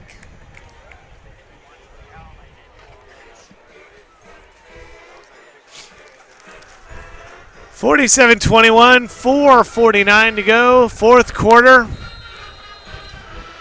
Thank you for joining us on the Viking Sports Network. We hope you've enjoyed the first of many broadcasts for this year and next year and years to come here from GTV. We run the TV studio at the school, and we're helping run the Viking Sports Network, a new product that we hope you are going to be able to benefit from, be able to see your sons, daughters, grandchildren, cousins, nieces, nephews, your entire family play Geneva Vikings football. Noel up the middle, picks up about 4. Second down and 6. 24, Patrick Sue with the takedown. I'm seeing some boys out on the Viking defense that I wasn't aware started. They must be putting some. Well, they've started to put in some of the outside guys, put in some new guys. I see them kind of tapping on the shoulder of number one of our anchors at this TV station, Jack Housingay. So maybe Jack is going to go in here before time and get his first play in action. Forced fumble picked up by the Vikings, and recovering the ball is number 33, Travis Champer. Max Larson, the ball carrier. Larson lost the ball. I believe you were wrong on that name. And it's going to be overturned. They're going to call a face mask on Geneva that will overturn the fumble and return the ball to Oswego. That pretty much, and I don't think I'm mixing words, that is indicative of the night. Something goes right for Geneva, and then quickly there is a setback. And to give Oswego the ball, and now nonetheless actually a first down with 3 minutes to go, they will run the clock out. So what turned into a positive of a great defensive play, a recovery of the ball, a chance to score, make it 47, possibly 28, make the score not seem so bad, and it has improved. Oswego's going to run the clock out. 2:45 remaining, fourth quarter. Pitch to Noel. Noel goes around far side, breaks a few tackles, gets it up to around the 50-yard line to about the 49, and picks up 9 yards on the play, making it second down and 1 to go from the 48. Now, seeing how fast they're moving, I'm hoping this doesn't happen, but there is the possibility of another Panthers touchdown with them. Whenever they have possession, they seem to move the ball pretty quickly. They're a fast offense. I mean, and they've moved the ball up the field, but they haven't had to go long distances. Most of their touchdowns have come from within the 50. So they forced the turnover. Noel with the carry again. And again, at this point, on Geneva's side, you're starting to see some players who normally aren't in the lineup at this point in the game, anticipating games being closer. And 47-21, We're finally seeing number 1, Jack Housingay, out on the field. Jack Housingay is on the field. Who will be reporting for the Sports Network with me once he is done with football season. So Jack will be around with volleyball and also with basketball, both basketball teams in the winter. Jake Will with the tackle on that play, and we're about to wrap it up, ladies and gentlemen. 1:15 remaining in the contest. 47-21. We're in the fourth quarter.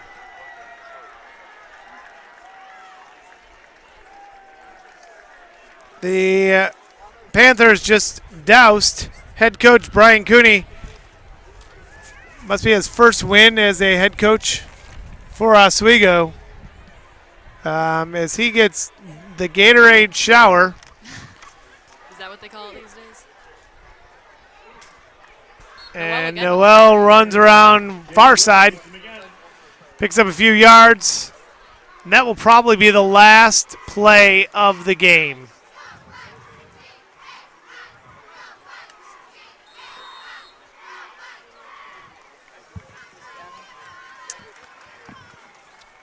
We'll see 21 They seconds might left. run one more play. Looks like they're going to. 3rd and 7. I'd be surprised if they really ran something and did not take a knee, but they are going to run something. Oswego does take the knee. Takes the knee. 47-21 in favor of the Panthers tonight, and what was a great game for the Panthers. Not so great for Geneva as they open the season, dropped their first game of the season, all to 0-1 on the year. Oswego, meanwhile, 1-0. They looked impressive tonight, but they didn't have much to do because they kept getting the ball on Geneva's side of the field after turnovers, forced them to lose control of the ball, and honestly hurt them in the long run because it really cost them points. Every time Oswego got the ball on a turnover, They scored. they punched it in for 6. And Oswego, give them credit. They played well. They played really well tonight. They really did. They put a lot of pressure on our offense in that first quarter, getting a lot of turnovers there. But without those turnovers, in the second half, we did a lot better. We had a lot of great offensive plays, a lot of younger players getting in there, like Pace Temple, TJ Miller. And let's remember, it's important to not, we can't forget that, people like Daniel Santacanarina, they're sophomores. Right. So the future is bright for Geneva, and it's not like the season's over. Just because we lost one game doesn't mean it's over. We go on the road next week. We have a chance to bounce back. Okay, we're back here in a few weeks for another home game, and we'll go from there. This team wins next week. We're 1-1. We're back in that playoff talk, but it's still a long season. Okay, we're in the first week of school. We have many weeks of football to go. So We have a long season ahead of us. Let's hope it turns out a little bit better than how tonight looked. Hopefully the scoreboard would be flipped, possibly. hopefully in the future it is flipped. So our next broadcast for you will be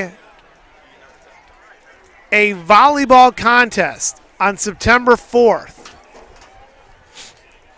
We will have that game for Mackles and Jim, and then we will have the next football game back here on the 14th of September when the Vikings take on Larkin.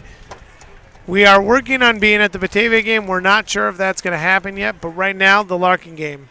We've got a little bit of time in between then. So, rough night here. Hopefully it gets better. Hopefully we'll bounce back, be able to come back in the next few games and beat, hopefully, Batavia, who have been our big rivals.